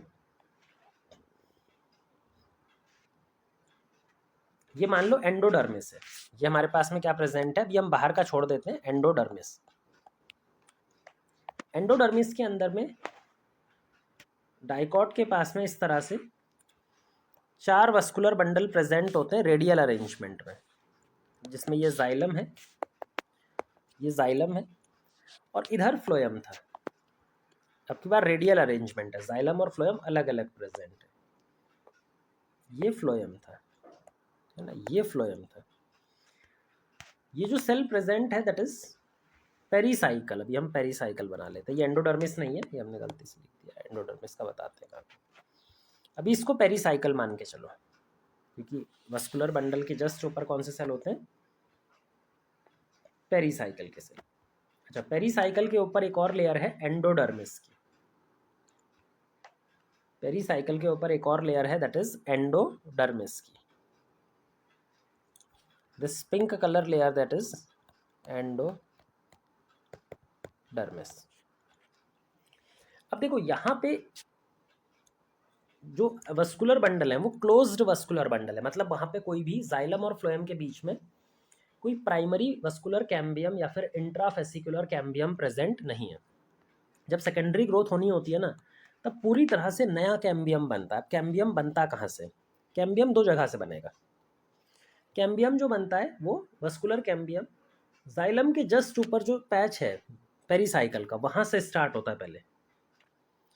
जाइलम के जस्ट ऊपर जो पैच है, जस्ट बाहर की साइड पे जो पैच है ना पेरीसाइकिल का, वहीं से स्टार्ट हो जाता है। तो ये क्या डेवलप होना स्टार्ट हुआ, पैच ऑफ वस्कुलर कैम्बियम। अच्छा, इसके साथ में यहाँ से जो फ्लोएम के ऊपर टिश्यू है वो भी वस्कुलर हो जाता है, जो फ्लोएम के ऊपर वाला अंदर वाला टिश्यू है वो भी, और जाइलम के बाहर साइड पे, फ्लोएम के अंदर जाइलम के बाहर, फ्लोएम के अंदर जाइलम के बाहर, इस तरह से कनेक्ट हो जाता है। स्टार्ट कहाँ से हुआ था, पेरीसाइकिल, पेरीसाइकिल के भी उस पार्ट से जो जाइलम के जस्ट ऊपर प्रेजेंट है। और फ्लोएम के ऊपर जो कंजंक्टिव टिश्यू था, यहाँ पे आपको क्या पता है कंजंक्टिव टिश्यू था, उसका भी कन्वर्जन हो जाता है और इस तरह से वस्कुलर कैम्बियम डेवलप हो जाती है। ये वस्कुलर कैम्बियम पूरी तरह से सेकेंडरी ओरिजिन की है और वेवी फॉर्म में, अगर हम कंप्लीट रिंग को देखें तो वेवी फॉर्म में होती है। फिर जैसे जैसे ये अपना डिवीजन करना स्टार्ट करती है तो ये सर्कुलर फॉर्म में कन्वर्ट हो जाएगी, क्योंकि अंदर की साइड पे ज़्यादा सेल बनाती है, बाहर कम सेल बनाती है, तो बाहर की तरफ पुश हो जाती है रिंग। तो धीरे धीरे जैसे ही ये नए सेल बनाती जाएगी तो ये पूरे कंप्लीट रिंग को फॉर्म में आ जाएगी, और उसके बाद में इसका फंक्शन जैसा डाइकॉट रूट स्टेम में था सेम वही होता है। जो कॉर्क कैम्बियम की तो बिल्कुल सेम बनता है डाइकॉट स्टेम जैसा, तो जो कॉर्क कैम्बियम था ना उसमें कोई फर्क नहीं होता। यहाँ पे हमारा एपिडर्मिस है, एपिडर्मिस के नीचे कॉर्टेक्स के सेल हैं, और इस कॉर्टेक्स के सेल में एक नया कैम्बियम डेवलप हो जाता है जिसको बोलते हैं कॉर्क कैम्बियम, जो उसको प्रोटेक्ट करता है। तो यहाँ पे हमने ये क्वेश्चन भी कर लिया हमारा 8th क्वेश्चन। अब 9th क्वेश्चन पे चलते हैं।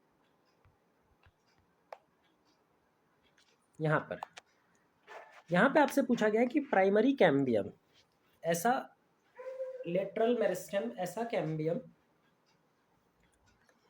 जो प्राइमरी नेचर का हो, जो एपिकल मेरिस्टेम से बना था, शूट एपिकल मेरिस्टेम या फिर root apical meristem during primary growth. ये 9th क्वेश्चन है। It is not present in which among the given plant structure, वो इनमें से किसके अंदर नहीं होना चाहिए। ठीक है। अच्छा, प्राइमरी कैम्बियम या कैम्बियम किसके अंदर नहीं होता, पहले तो मोनोकॉट प्लांट जितने भी हैं सबको काट देना, क्योंकि मोनोकॉट के अंदर सेकेंडरी ग्रोथ होती ही नहीं है। जब सेकेंडरी ग्रोथ ही नहीं होती तो चाहे वो प्राइमरी ओरिजिन का हो, सेकेंडरी ओरिजिन का मतलब ही नहीं है, सब कुछ काट दो। बचा क्या, डाइकॉट स्टेम और डाइकॉट रूट। सिर्फ डाइकॉट स्टेम में होती है या फिर डाइकॉट रूट में होती है। डाइकॉट स्टेम में जो वेस्कुलर कैम्बियम होती है वो आधी प्राइमरी नेचर की होती है और आधी सेकेंडरी। कौन सी, वस्कुलर कैम्बियम। लेकिन अगर हम रूट में देखें तो चाहे वस्कुलर कैम्बियम की बात करें चाहे कॉर्क कैम्बियम, दोनों कंप्लीट सेकेंडरी ओरिजिन की होती हैं। स्टेम के अंदर अगर कॉर्क कैम्बियम देखें तो वो कंप्लीट सेकेंडरी ओरिजिन का है, लेकिन वस्कुलर कैम्बियम आधा आधा दोनों का होता है, आधा प्राइमरी नेचर का और आधा सेकेंडरी नेचर का। तो हमें सिर्फ यहाँ पे क्या सर्च करना है, किसमें नहीं है, तो मोनोकॉट्स में नहीं होगी, डाइकॉट के रूट में नहीं होगी, बस हमें यही सर्च करना है, मोनोकॉट्स और डाइकॉट का रूट। मेज का रूट, भाई मेज के अंदर में तो होता ही नहीं है, तो मेज तो काट ही दो, मोनोकॉट है। मैंगो का स्टेम, अब मैंगो का स्टेम जो है वो डाइकॉट का स्टेम है, यहाँ पर होगा तो यहाँ पे इसको काट नहीं सकते। मैंगो का रूट डाइकॉट के रूट में नहीं होता तो इसको काट देंगे। सनफ्लावर का पत्ता, पत्ता चाहे डाइकॉट का हो, लीफ चाहे डाइकॉट का हो या मोनोकॉट का, लीफ में कभी भी सेकेंडरी ग्रोथ नहीं होती। अब सेकेंडरी ग्रोथ होती ही नहीं है तो कैम्बियम का कोई मतलब ही नहीं है, यहाँ पर भी नहीं होगा। बनाना का स्टेम, बनाना एक मोनोकॉट है, मोनोकॉट के अंदर सेकेंडरी ग्रोथ नहीं होती, काट दो इसको। डाइकॉट की लीफ, लीफ में कभी भी सेकेंडरी ग्रोथ नहीं होती, चाहे डाइकॉट की हो चाहे मोनोकॉट की, तो काट दिया हमने। तो हमें पूछा है किसके अंदर में ये नहीं मिलता, तो किसके अंदर नहीं मिलता वो काउंट कर लो। एक इसमें नहीं मिलता, दूसरा इसमें, तीसरा इसमें, चौथा इसमें और पांचवा इसमें। तो हमारे पास में जो आंसर आएगा दैट इज 5। तो ये बहुत इजी क्वेश्चन था और सेकेंडरी ग्रोथ को थोड़ा सा और समझाने के लिए यूज कर सकते हैं। लास्ट क्वेश्चन 10th क्वेश्चन पे चलते हैं, जिसमें पूछा गया है the vascular bundle arrangement in case of monocot leaf. Sorry, ये स्टेम लिख दिया गया यहाँ पे, अब लीफ, स्टेम का तो हमने कई बार कर लिया, लीफ बचा हुआ था वो हमें समझना है। देखो लीफ में वस्कुलर बंडल का अरेंजमेंट कैसा होता है पहले तो आपको ये पता होना चाहिए। हम डाइकॉट लीफ भी समझ लेंगे यहाँ पे और मोनोकॉट लीफ भी समझ लेंगे, दोनों ही हमारे लिए इम्पोर्टेंट है। लीफ में जो वस्कुलर बंडल मिलता है वो हमेशा कंजॉइंट मिलता है, मतलब यहाँ पे जाइलम और फ्लोएम साथ साथ मिलते हैं। जाइलम हमेशा ऊपर मिलता है और फ्लोएम हमेशा नीचे मिलता है। जाइलम हमेशा ऊपर मिलता है और फ्लोएम हमेशा नीचे मिलता है। जाइलम और फ्लोएम के ऊपर जो वस्कुलर बंडल है, इनके ऊपर में एक बंडल शीथ सेल मिलते हैं, जो पैरेनकाइमा के बने होते हैं, बंडल शीथ सेल। यहाँ पे भी बंडल शीथ सेल प्रेजेंट होते हैं, लिविंग सेल होते हैं ये। फिर ये जो बंडल शीथ सेल है, इसको सपोर्ट प्रोवाइड करने के लिए आपको मालूम होगा लीफ में दो सरफेस होती हैं भाई, एक अपर सरफेस अडेक्सियल सरफेस जो ऊपर वाली सरफेस होती है, और एक नीचे वाली अबेक्सियल। ठीक है, ये जो बंडल शीथ सेल हैं, इनको एक्स्ट्रा सपोर्ट प्रोवाइड करने के लिए बंडल शीथ एक्सटेंशन चाहिए होते हैं, कुछ ऐसे सेल जो इनको सपोर्ट प्रोवाइड करें, जिनको हम बोलते हैं bundle sheath extension. Dicot plant के अंदर में ये जो बंडल शीथ एक्सटेंशन है, ये किसके बने हैं?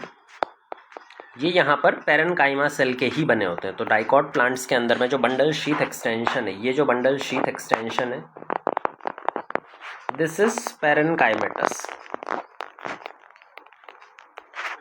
वहीं पे अगर हम यहाँ पर बंडल शीथ एक्सटेंशन की बात करें तो यहाँ पे बंडल शीथ एक्सटेंशन स्क्लेरेनकाइमा का होता है, सपोर्ट प्रोवाइड करता है। तो यहाँ पे ये डेड सेल का बना होता है, स्क्लेरेनकाइमा का बना होता है ना।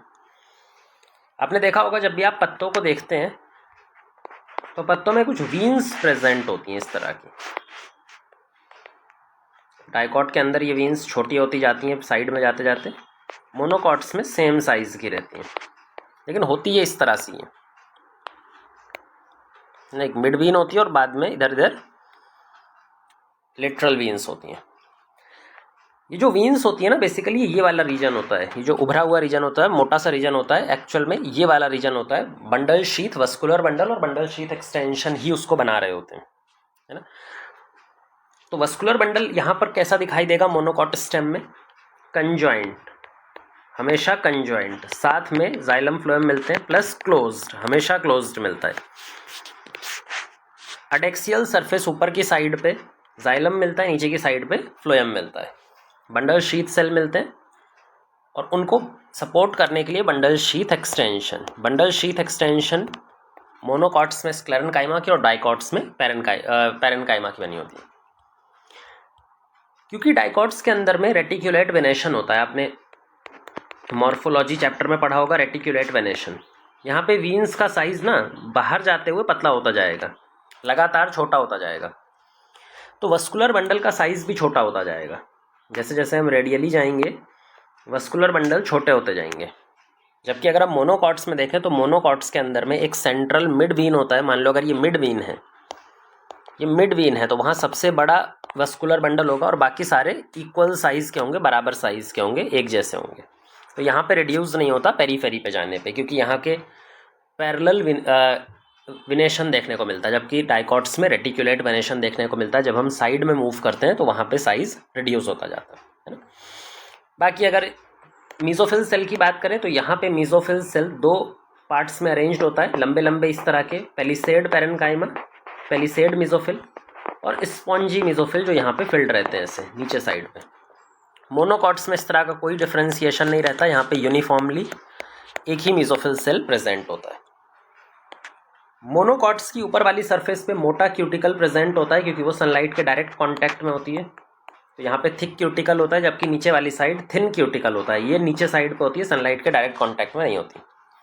मोनोकॉट लीफ में ऐसा नहीं होता। मोनोकॉट की लीफ ऑलमोस्ट इरेक्ट होती है, तो दोनों साइड सनलाइट बराबर पड़ती है, तो दोनों साइड जो क्यूटिकल मिलेगा वो इक्वल मिलेगा। डाइकॉट्स के अंदर में जो स्टोमेटा मिलते हैं वो सिर्फ नीचे साइड में मिलते हैं, ऊपर साइड पे नहीं मिलते, एडेक्सियल सरफेस पे नहीं मिलते। मोनोकॉट्स में दोनों जगह पे इक्वल या फिर बराबर स्टोमेटा हमें देखने को मिल जाते हैं। तो ये कुछ सिंपल सा डिस्क्रिप्शन था मस्कुलर बंडल जो लीफ में पाया जाता है।